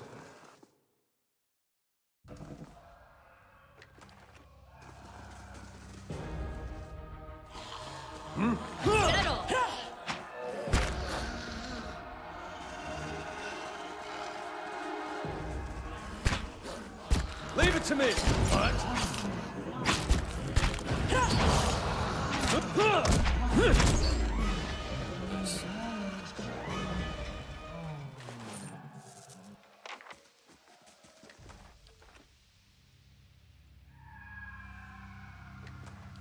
Of course.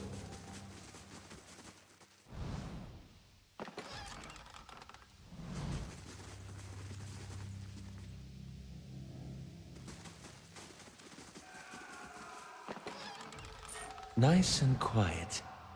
No secrets?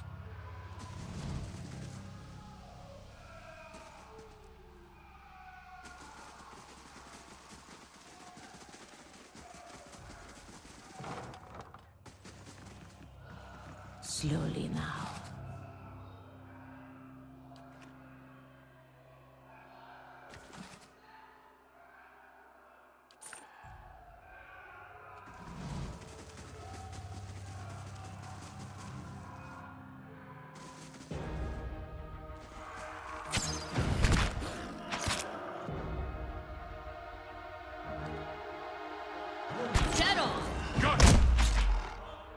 Parathis! All right, then.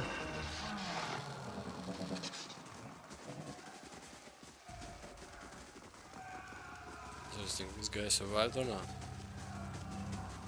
Yeah, he's alive. Let's talk to him. What have you done? You've done nothing.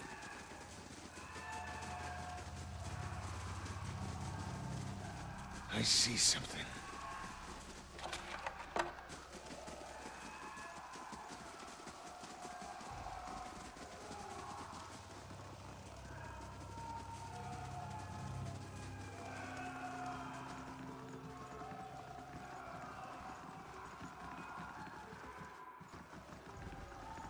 Okay, so that guy did the way.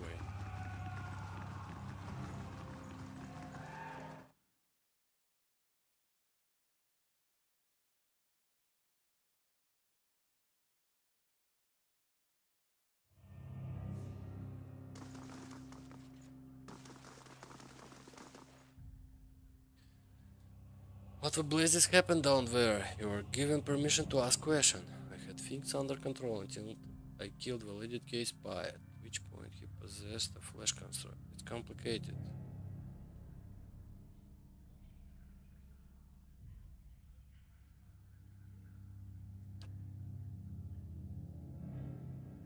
I have read accounts of people in history who could do what you describe. The accounts are few and brief and never reliable. Some go as far as to suggest that we are all the same person. Truly such a person was here among us, plotting our ruin. Would that I had a body again and could be of some real use in our time of need. I fear that the future may hold for us place. Grateful you were able to dispatch the threat before there was a loss of innocent life. We, were, we very nearly had another scandal in our hands. What of Azo? What part did his experiment planned this catastrophe.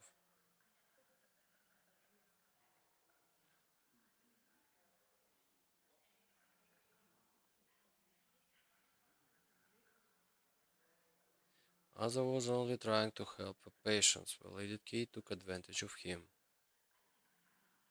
I should have known better when to isolate him. Of course he would resort to deception. The wiser thing would be to allow his experiments, with close oversight, of course. A mind like his must be allowed a chance to create. Okay, so that's it? Gods keep you.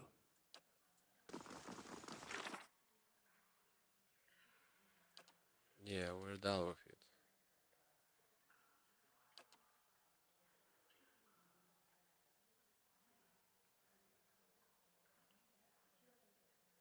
Now we need to go and see.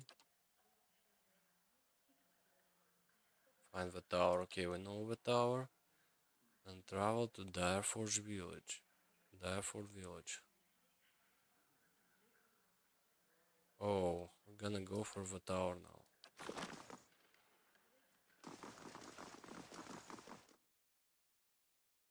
Especially we know how to open it now.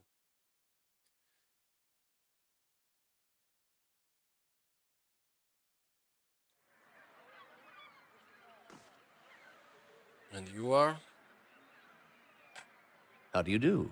Beg your pardon, I have a message for you. There's someone to Headed House where Lady Webb wishes to meet you as soon as possible.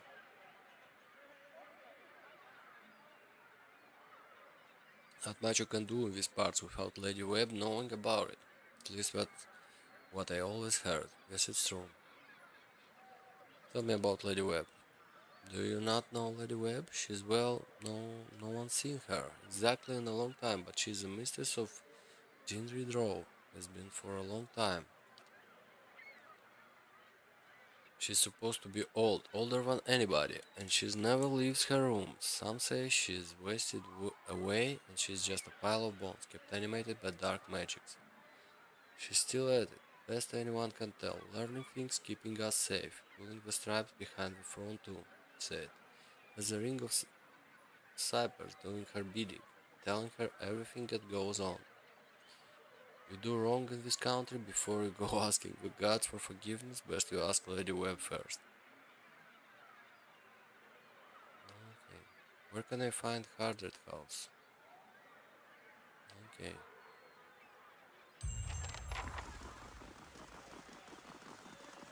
Let's go. Oh. As you near the apparition, you are overcome suddenly by a powerful anxiety that sits like a stone in your stomach. The feeling is not quite real, a recollection of an emotion rather than an emotion itself. Wrenches you inside nevertheless. The apparition brow is tense, looks of concern plain across its face. The other missionaries say you have been neglectful of your duties. They lie. They speak out of concern for you. Now tell me, is there something to their concerns?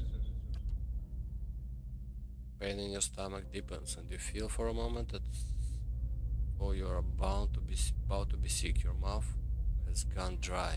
Forgive me, Eminence. I wish to leave the order. Man folds his fingers together, press them to his mouth. Thoughtful. You have been an apt student, and your convictions have inspired those around you. May I ask what has changed to make you feel this way?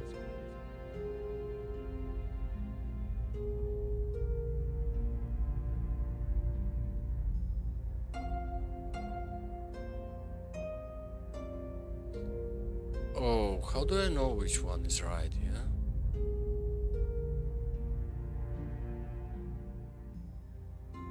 My family has not taken my new fate well. I've done something unforgivable.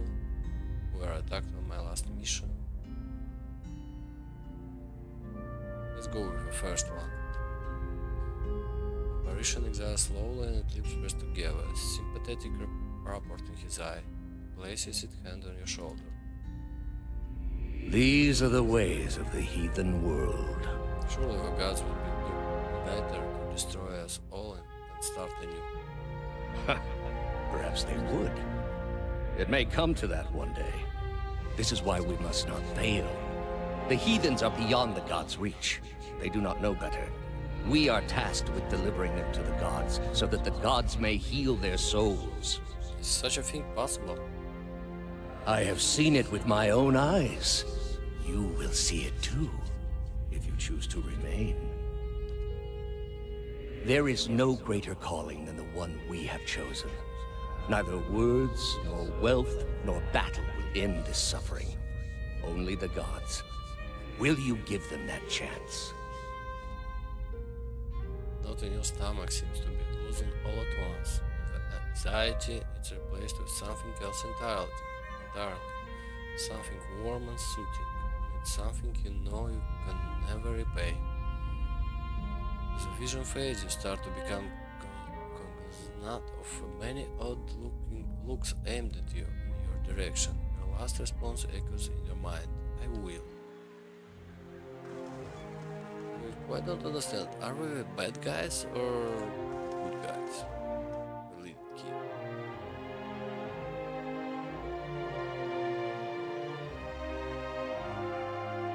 By the way they speak, it's like we are the good guys. Okay, we need to go upstairs. Hail and well met. Let's go upstairs.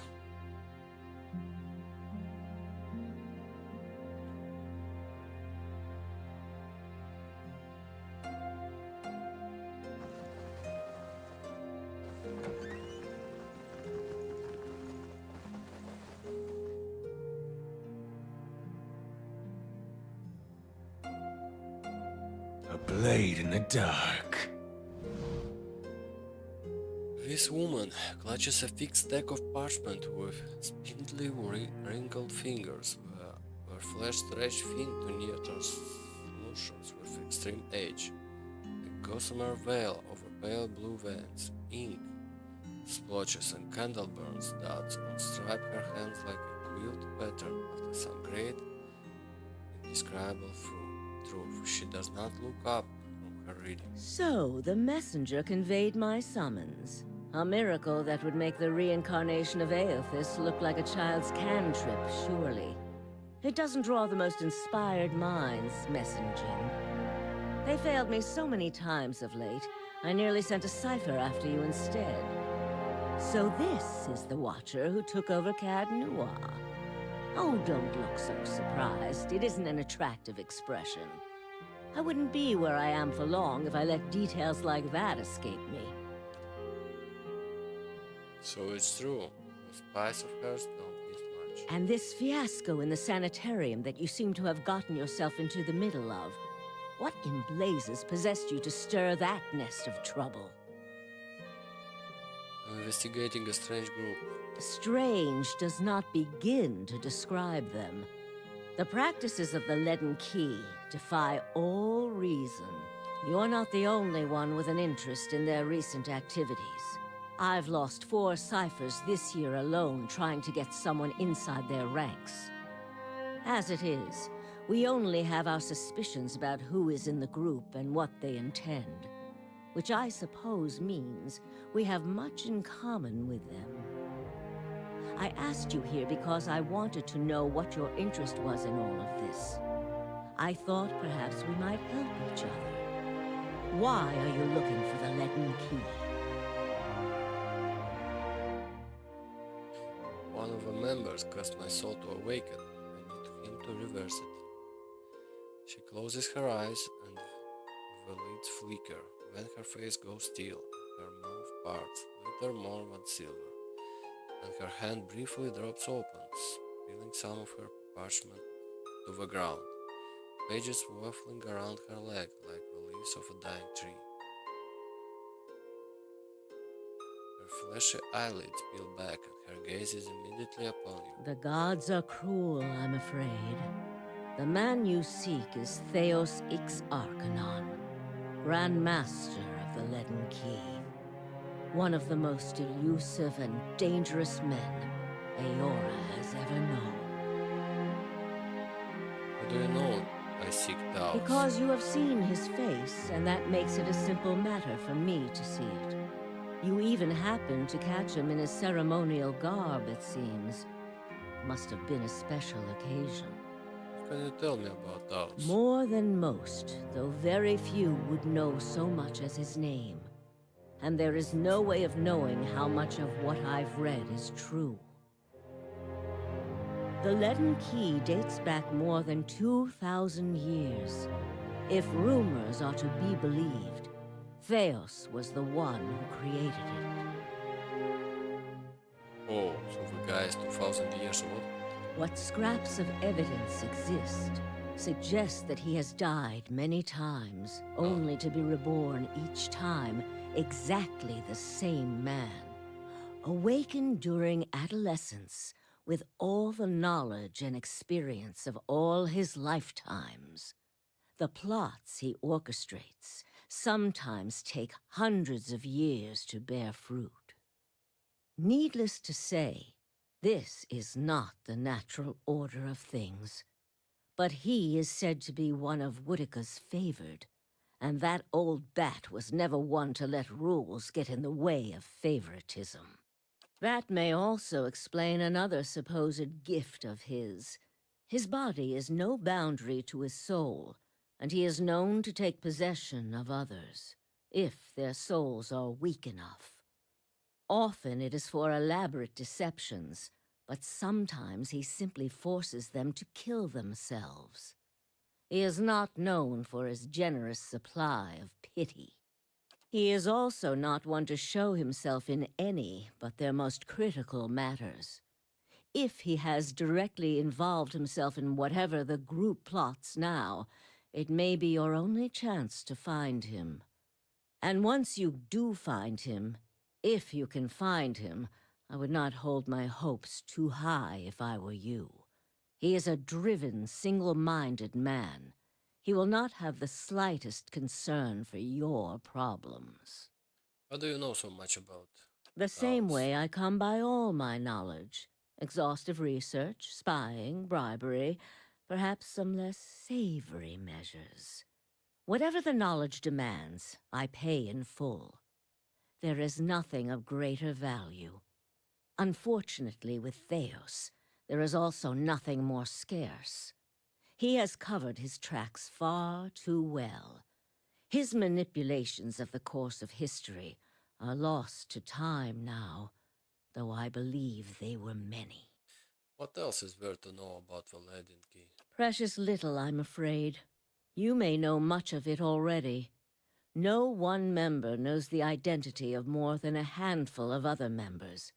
They are kept in the dark of missions they are not involved in, or sometimes of those they are involved in.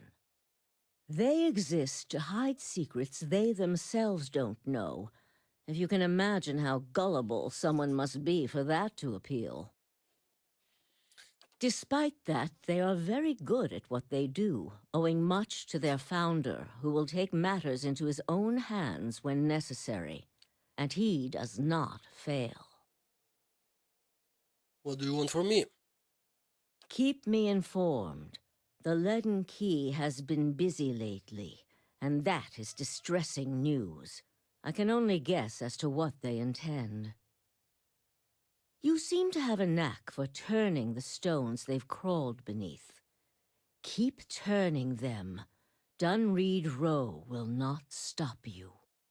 Whatever it is they're up to, figuring it out will be of great use to both of us. In your case, it will surely point you to Theos. In return, I will share our knowledge with you as we learn it, and provide you with what assistance I can. Very well. If you find your trail has run cold, come to me with whatever you have. There is much I may be able to do for you. There's something I can tell you about the Leaden Key operation. Well, let's hear it. I found Taos in Blackberry Sanitarium impersonating a patient. He was trying to damage the public opinion of any Mancy. Forgive me, it is unlike Theos to leave witnesses. He must be furious. He did not aid you as you'd hoped, I take it? Well, take heart. With any luck, when he has finished his business, he will surely come and find you again, if only to kill you while you sleep. This news of yours makes sense, of course. To dabble in animancy is to puzzle over the secrets of the gods. This would not be the Leaden Key's first action against it. But if this is connected to their other activities, we may be in for something on a much larger scale.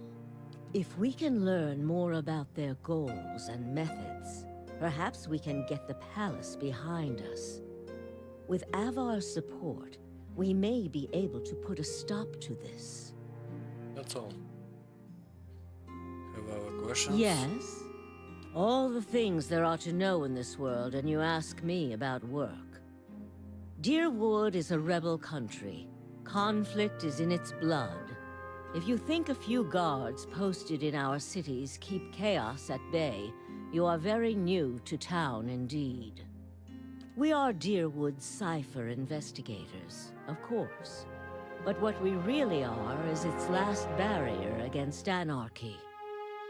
People are more at ease when they believe they are watched over by someone more enlightened than they are.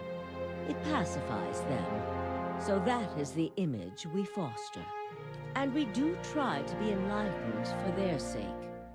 The knowledge we gather here is Deerwood's standing army in many ways. We learn what's vital and we act on it while Deerwood sleeps, blissfully unaware of the terrifying truths all around them. I wish I could tell people the things I know sometimes. But the truth is, I don't think many of them could bear it. But did you come here? Come to be here? Me? I started this place, in a different time, under a different duke. I impressed the duke with my research and my work ethic, and he became possessed of the notion that I would be ideal to lead a secret network of gifted investigators. I don't know how such an idea got into his head. How old are you? I lost count ages ago. Such a strange thing to celebrate, getting closer to death. Oh, I've had my share of work done to prolong my existence, if that's what you're wondering. I'm not ashamed of it. I'm not done here. There are things I still wish to learn. And I'll be the effigy if I let Berith carry me off before I'm through. There was a time when I considered enlisting the theorems of Pondgrum to extend my life indefinitely. I found the thought of devouring my political enemies to sustain my own life greatly appealing. I must have gone soft with age. Are you psychic? If you are hoping I can look at your hand and tell you whom you should marry, you can just wipe that notion from your mind. I do not know what will happen tomorrow. That is what I pay spies for. Being a cipher is not unlike being a watcher. You notice more about what is already there. Many can hold an object and know where it's been, or peer into the thoughts of people around them. They can also sometimes affect those thoughts, but that would be unethical, of course. A tiny, talented few pick up so much about the world around them, they can get images of things to come, but these are fleeting and unreliable. You said you don't know what will happen tomorrow. Who said I was talented? I don't. Least not that I can trust. And with me, it's only ever about one thing anyway. What's that? A quiet day at home. It's very Lord what? There was. What happened He to him? believed in dying with dignity. He was old-fashioned that way, my husband. We saw the world very differently, he and I. But he was good to me while he lasted. Yes? Very well. Try your best not to die. Hey.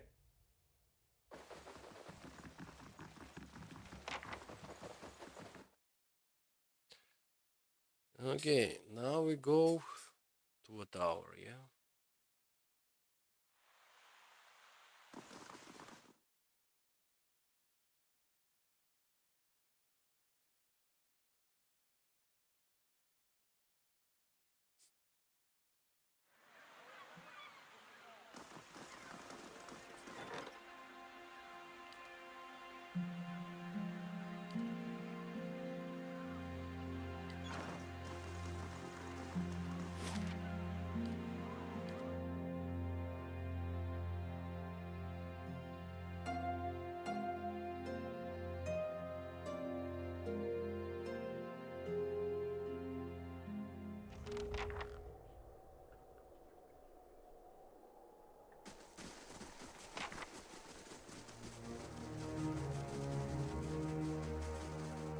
Okay, we need to go and speak to a wood first.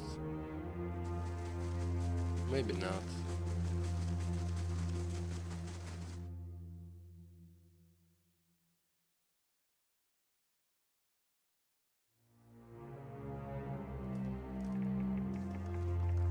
You return. So What if you in a come vision, seeking this there's time? something you need to do for me. Believe me, I've heard that line before. It's rude to stare, you know. Don't worry. I've no mind to start anything with you. After all, I've stayed in such good shape by choosing my meals carefully.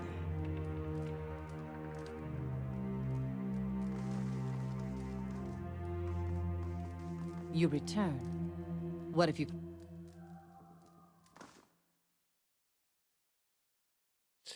Okay, let's go open the doors.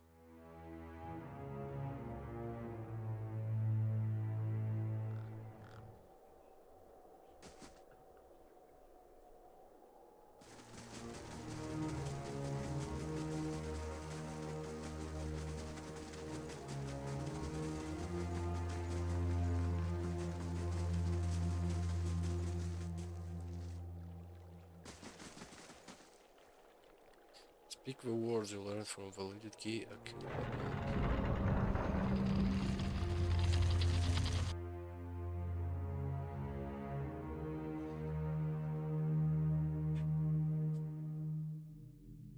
Okay, now we're inside. Safe.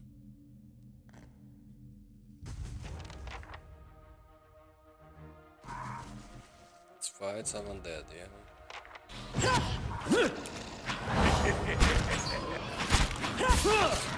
That's it!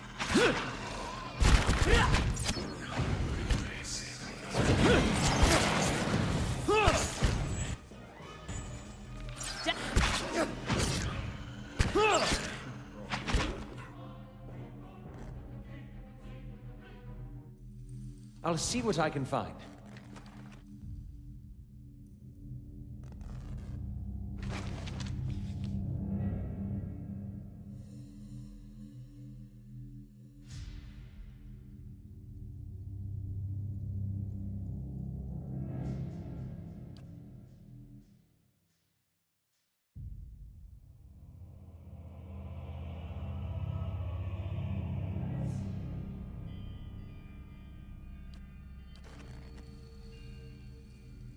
Okay, we got a device like that one that we saw in ruins before, yeah? Leave it to me!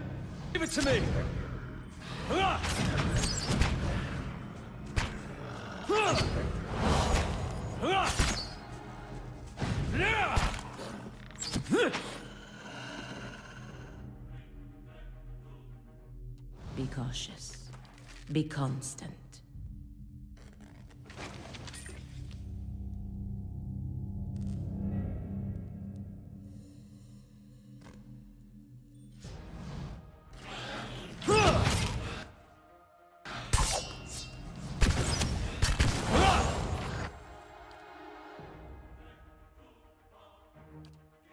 Well,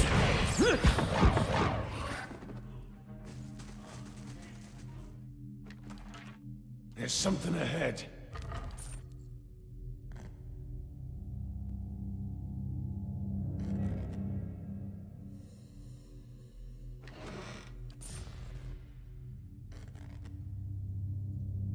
Okay, that's it.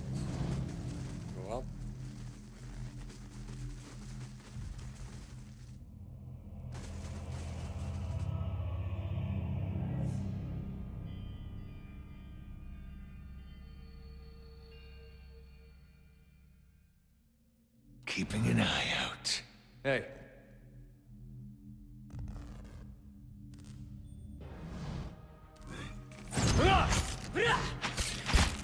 Get on!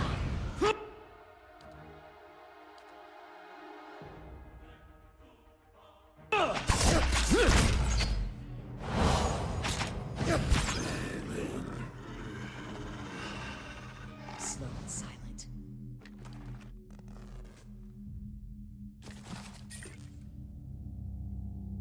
All right, then.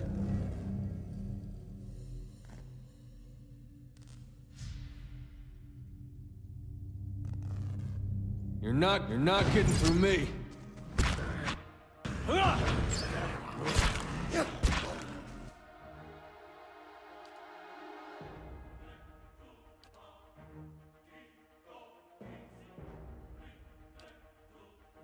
What?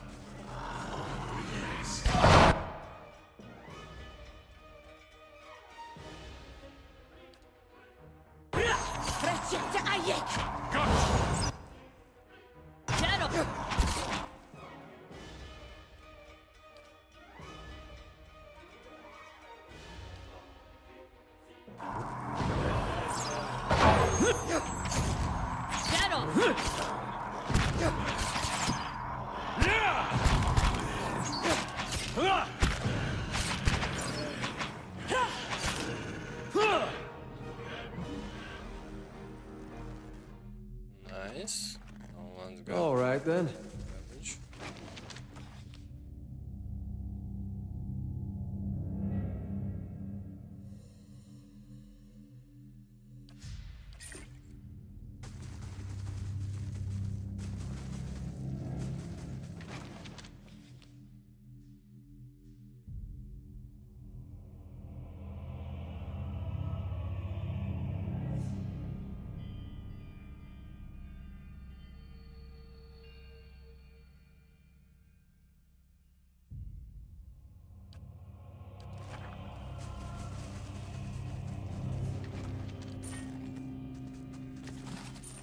I'm on the trail.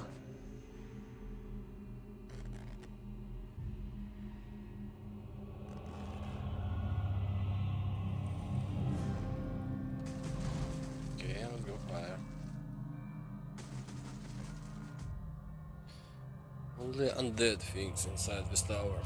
Something went terribly wrong when we were doing their experiments here. Okay, this is the top tower. Let's get ready. Let's try this configuration. Still nothing. Confounded device.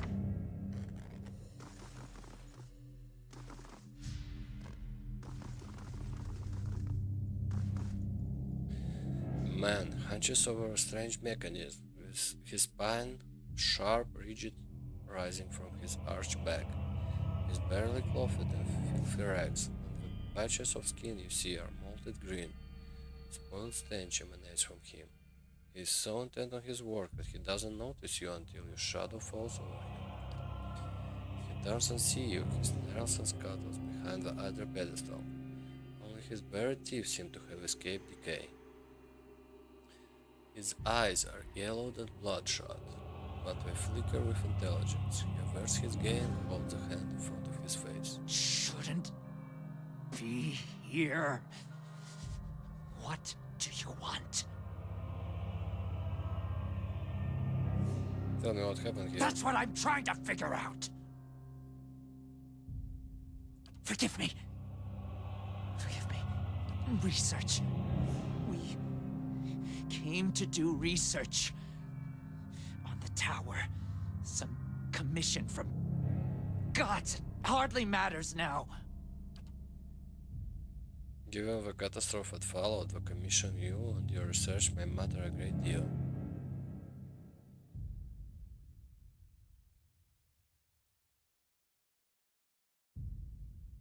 Keep talking. Something happened on our 11th night. Lights in the sky and a static charge in the air. But we were so careful. We were staying in the chambers below. Trindig, my assistant, said he saw a robed figure lurking around the tower. Wore a mask carried knives at his sides. A trick of shadows, I told him.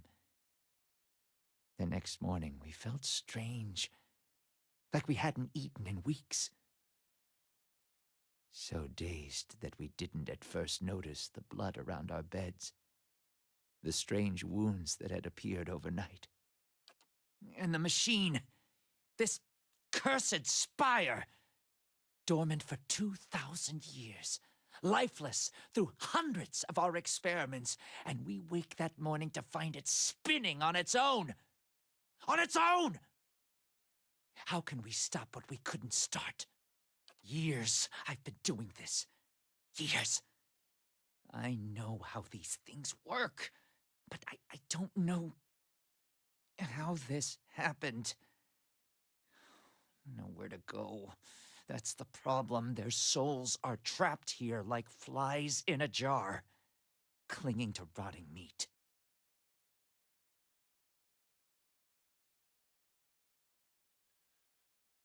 Slow down, what does this machine have to do with souls? You do seem like you know a thing or two about flies, okay, No souls. time to slow down. But I can explain. Hold a magnet over iron splinters and they stick, yes? Rub your hand over weir wool and the hair of your head will follow it. So it is with this machine.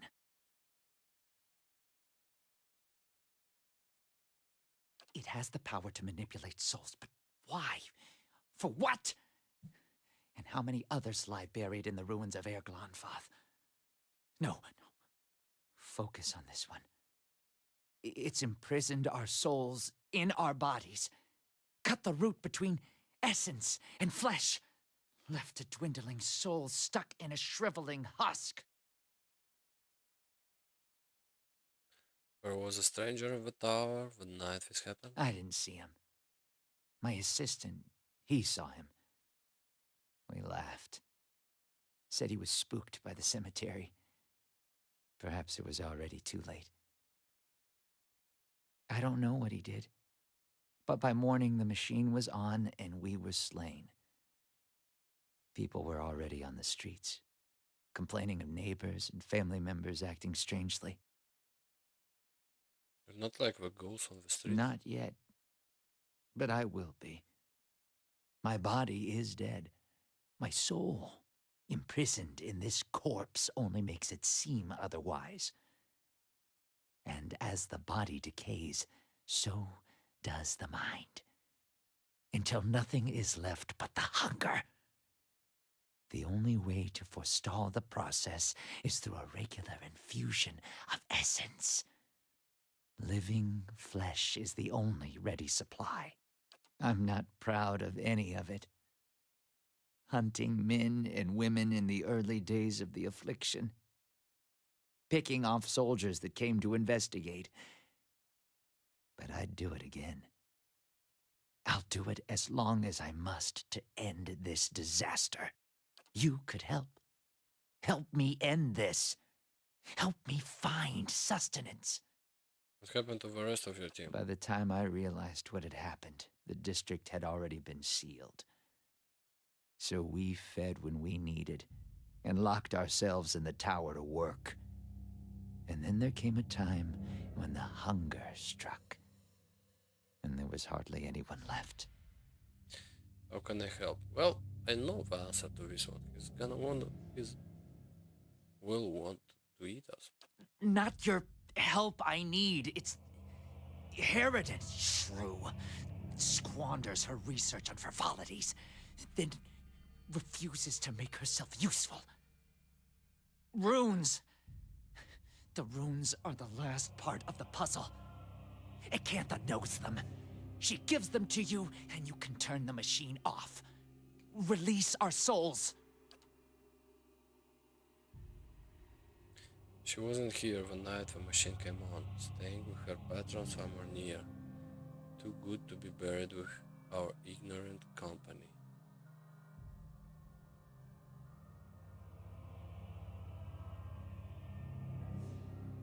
I'll get the words from Incanta.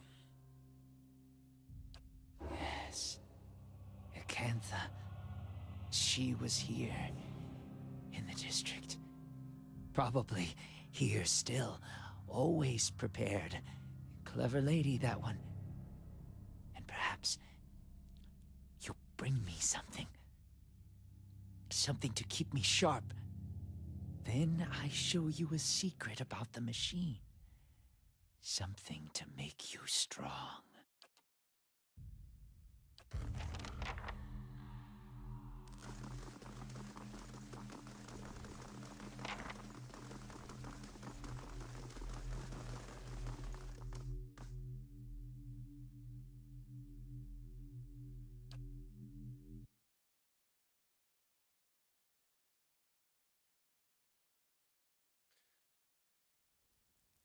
As I see it, he's gonna try and eat us.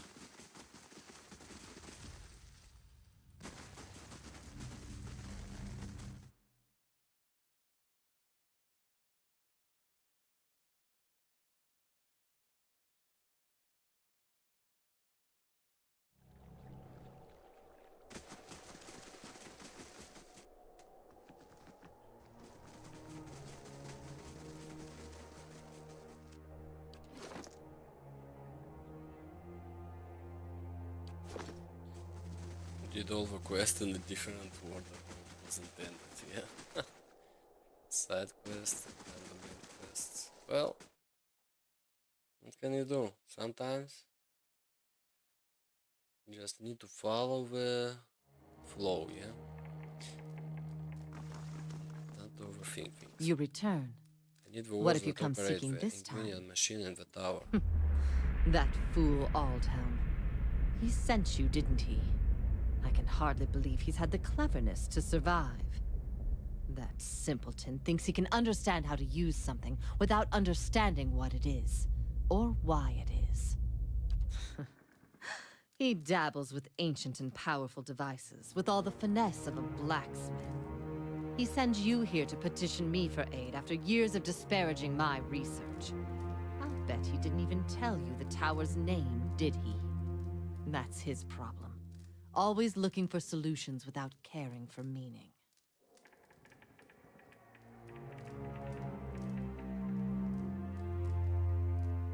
Tell me about tower. Ter Nuneth. It's called Ter Nuneth. They built the machine atop it to contain souls, hold them in place.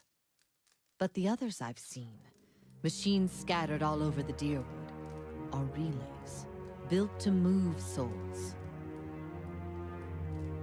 How do you operate the machine? Back to these Tinker's concerns. And what would you do with these tethered souls if I told you? I'd release one. So you say. And just what would you release them to? They'd abandon their existence here for another somewhere else, equally aimless and... I could help you, but I won't. Pride locked in her soul flares up, twisting into the shape of something that breathes and squeals within her. Here I have a specimen. I have specimens aplenty and time enough to observe them all. It's every sense's dream. My answer is no. Extinguish pride.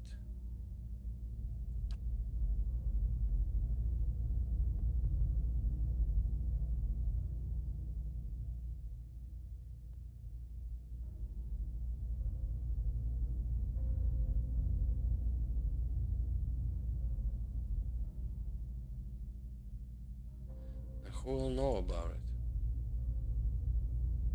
The bright thing flickers as the flames around it abate. All I've learned, years of studying the Ingunian language, no one understands it better than me. That counts for something. Extinguish pride. Knowledge is meaningless unless it's shared.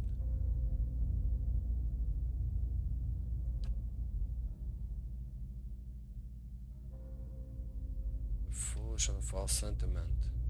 Her pride smolders still.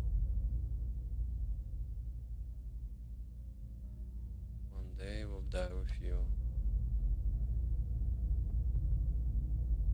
You're wrong. I'll build it forever. I'll cling to it. It will give me something.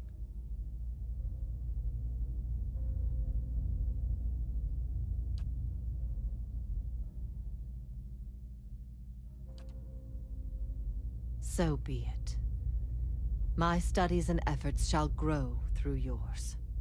These are the words you need.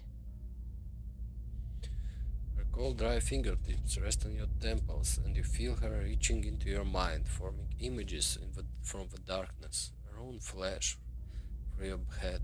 But they are no longer just pictures, they have meaning. You understand them, they are commands. Something triggers in your mind, a distant memory, unheard from past life, long since buried. You can see a vast area of ruins, far more than Encanto has shown you, and you know their sound and their meaning, and how they fit together. The language awakened once more at your command. Something has awakened in your mind. You understand far more than I ever did. Take this knowledge then, and do what you will with Ter Nuneth. Now that you understand its purpose, it will serve you in whatever way you wish. Certainly. What do I do with a tower now that I know his words? Turn it off, I expect. That will be easy now that you can read the runes. The vessels would still roam, but striking them down would return their essence to the cycle. But be careful. That machine controls hundreds of souls, and that volume of essence could easily overload it. Improperly channeling the essence would destroy the machine along with the souls. It would be a terrible loss for posterity.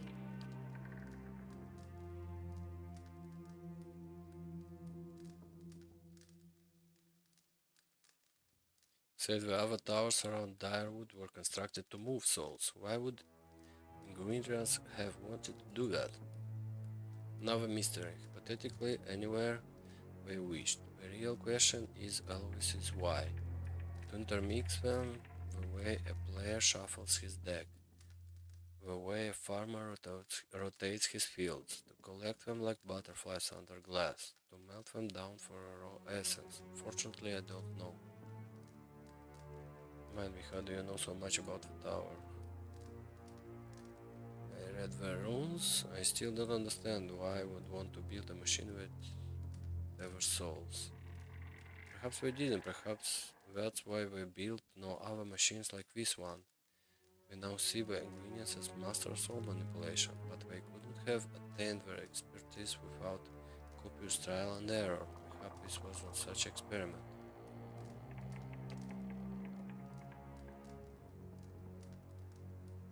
Not so, thanks. Hey. Okay, now we can kill you, zombie lady. Always a pleasure to speak with someone who...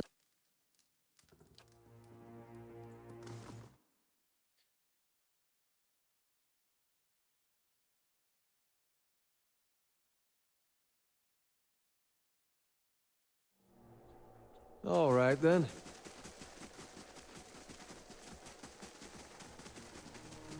What chances do we have to encounter someone on our way back?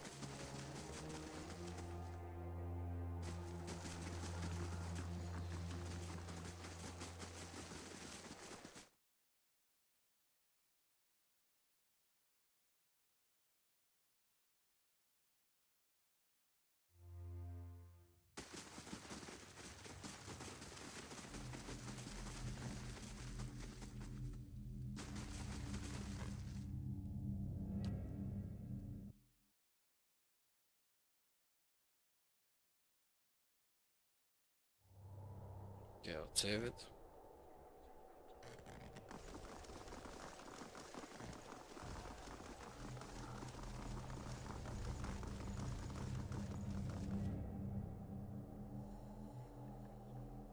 Flesh.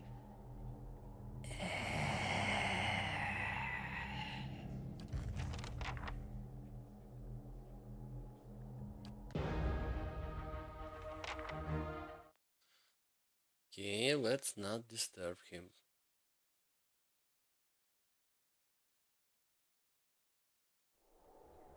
Of course.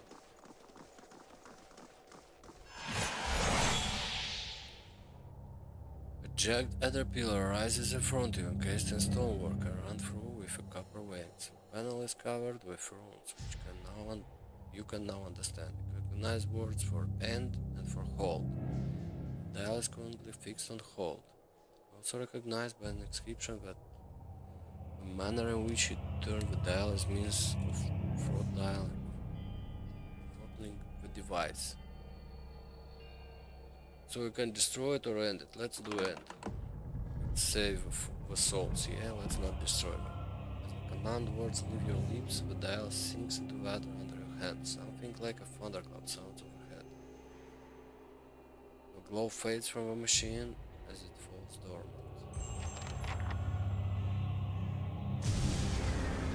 But the problem is someone can come and activate it again, yeah? Okay, let's save it, but Still and silent. It's finally over. Still and silent. okay, this time It's not finally gonna attack. over.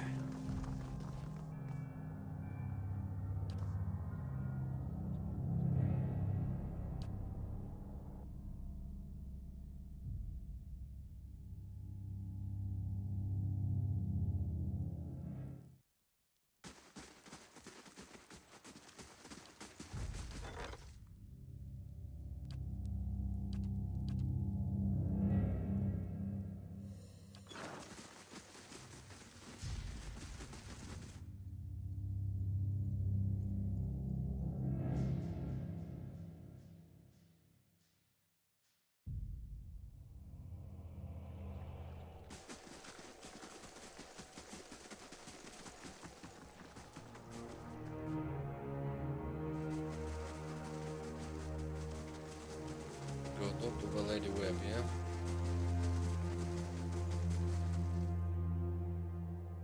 Tower is off. Does this mean the curse of Heritage Hills is lifted? It wasn't a curse, but yes, the district is safe again. I think it will be some time before anyone will be willing to settle the district again, but at least we can get started on restoring it.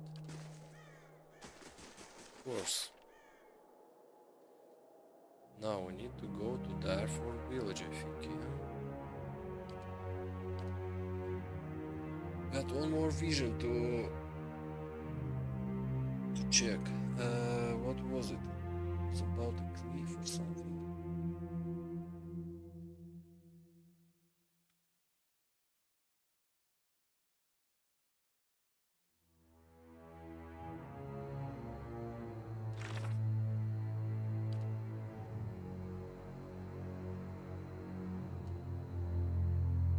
Travel to Direford village.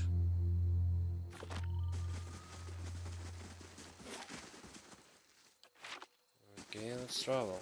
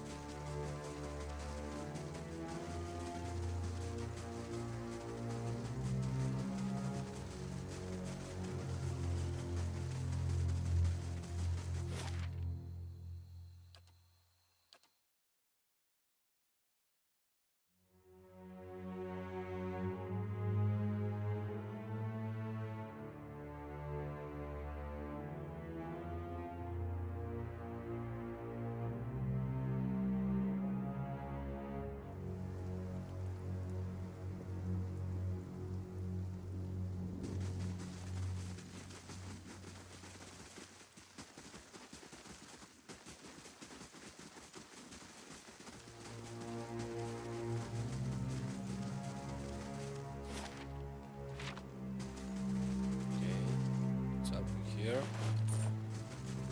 Dead bodies.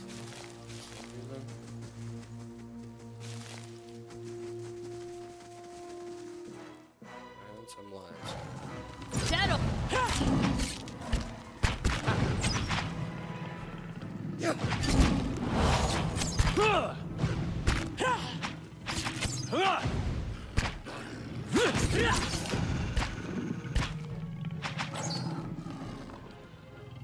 Hey.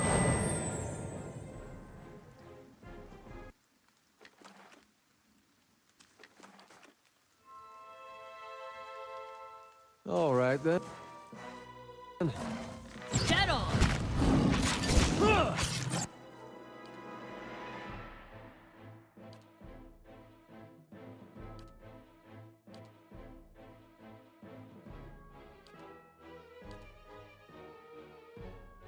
I'm ready.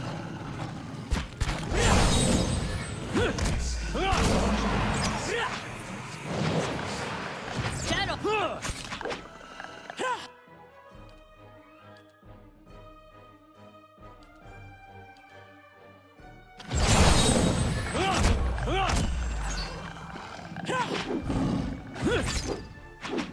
You're not getting...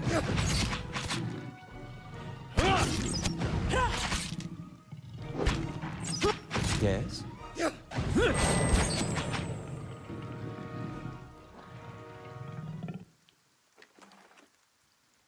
All right, then.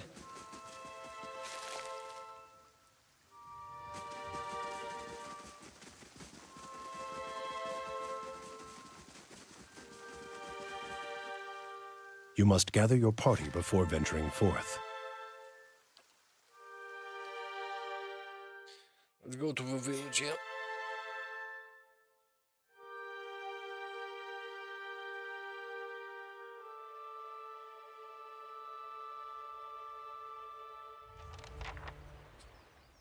Bring back the feisty one. There's a woman can do some damage squeezing her legs together. It isn't a parlor trick.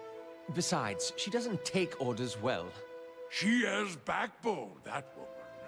Does it scare you? No, but I won't be responsible for what happens if you call her whore.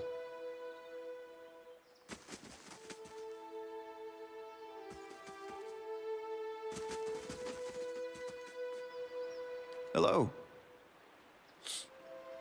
Meeting friends. Heard of you. I'm busy too and eager to finish my business and get back to the city. What business is that? The murderer will say to have gone mad with grief and strangled a dozen healthy children and her own was hellborn. Come all the way from Defiance Bay to bring her to justice. She's here?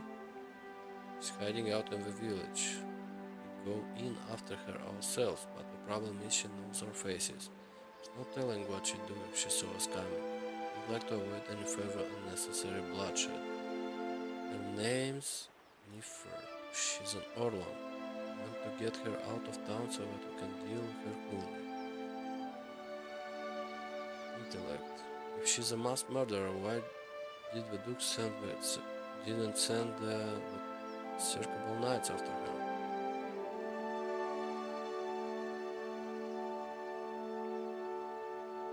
Not sure about this.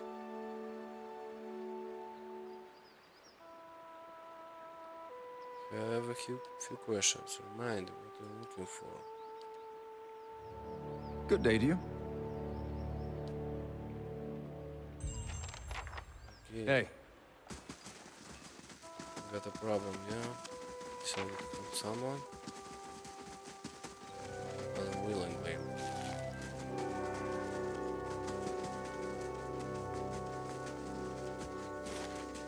Oh, this is quite a big town, yeah?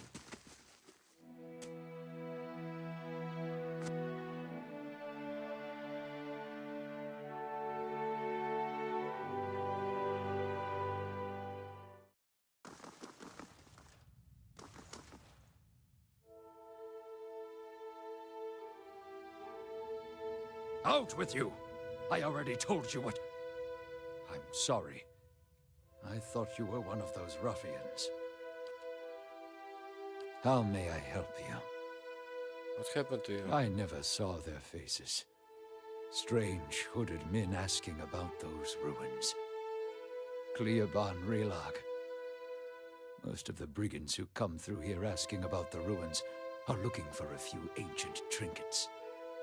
But these people knew the name, and they were in a hurry. They wanted to know where Cleoban Relag was. I tried to keep it from them, but I couldn't hold out forever. I don't know what they were up to, but it can't be good. That does sound like a leaded key, doesn't it? Is there something else I can help you? Can you tell me where to find their The ruins? Lon-Fathen tribe that guards the ruins will kill anyone who trespasses there. And they'll retaliate against us, too, if history is any indication. We've had too many fortune seekers stir up trouble of late. If I'm to tell you, I'll need to know your reason for wanting to go. Dangerous plot is unfolding there. I've got to stop it. If that's the case, then we may already have trouble headed our way. I'll have to take you at your word. You'll find Cleoban Relog here. Whatever trouble you find there, please end it quietly and try to stay out of the ruins. Tell me more about the airport. Folk here tend to keep to oneself, as they do in most towns, deep in Darwood. They're suspicious of travelers, but with all the brigands and refugees moving through the area, who can blame them?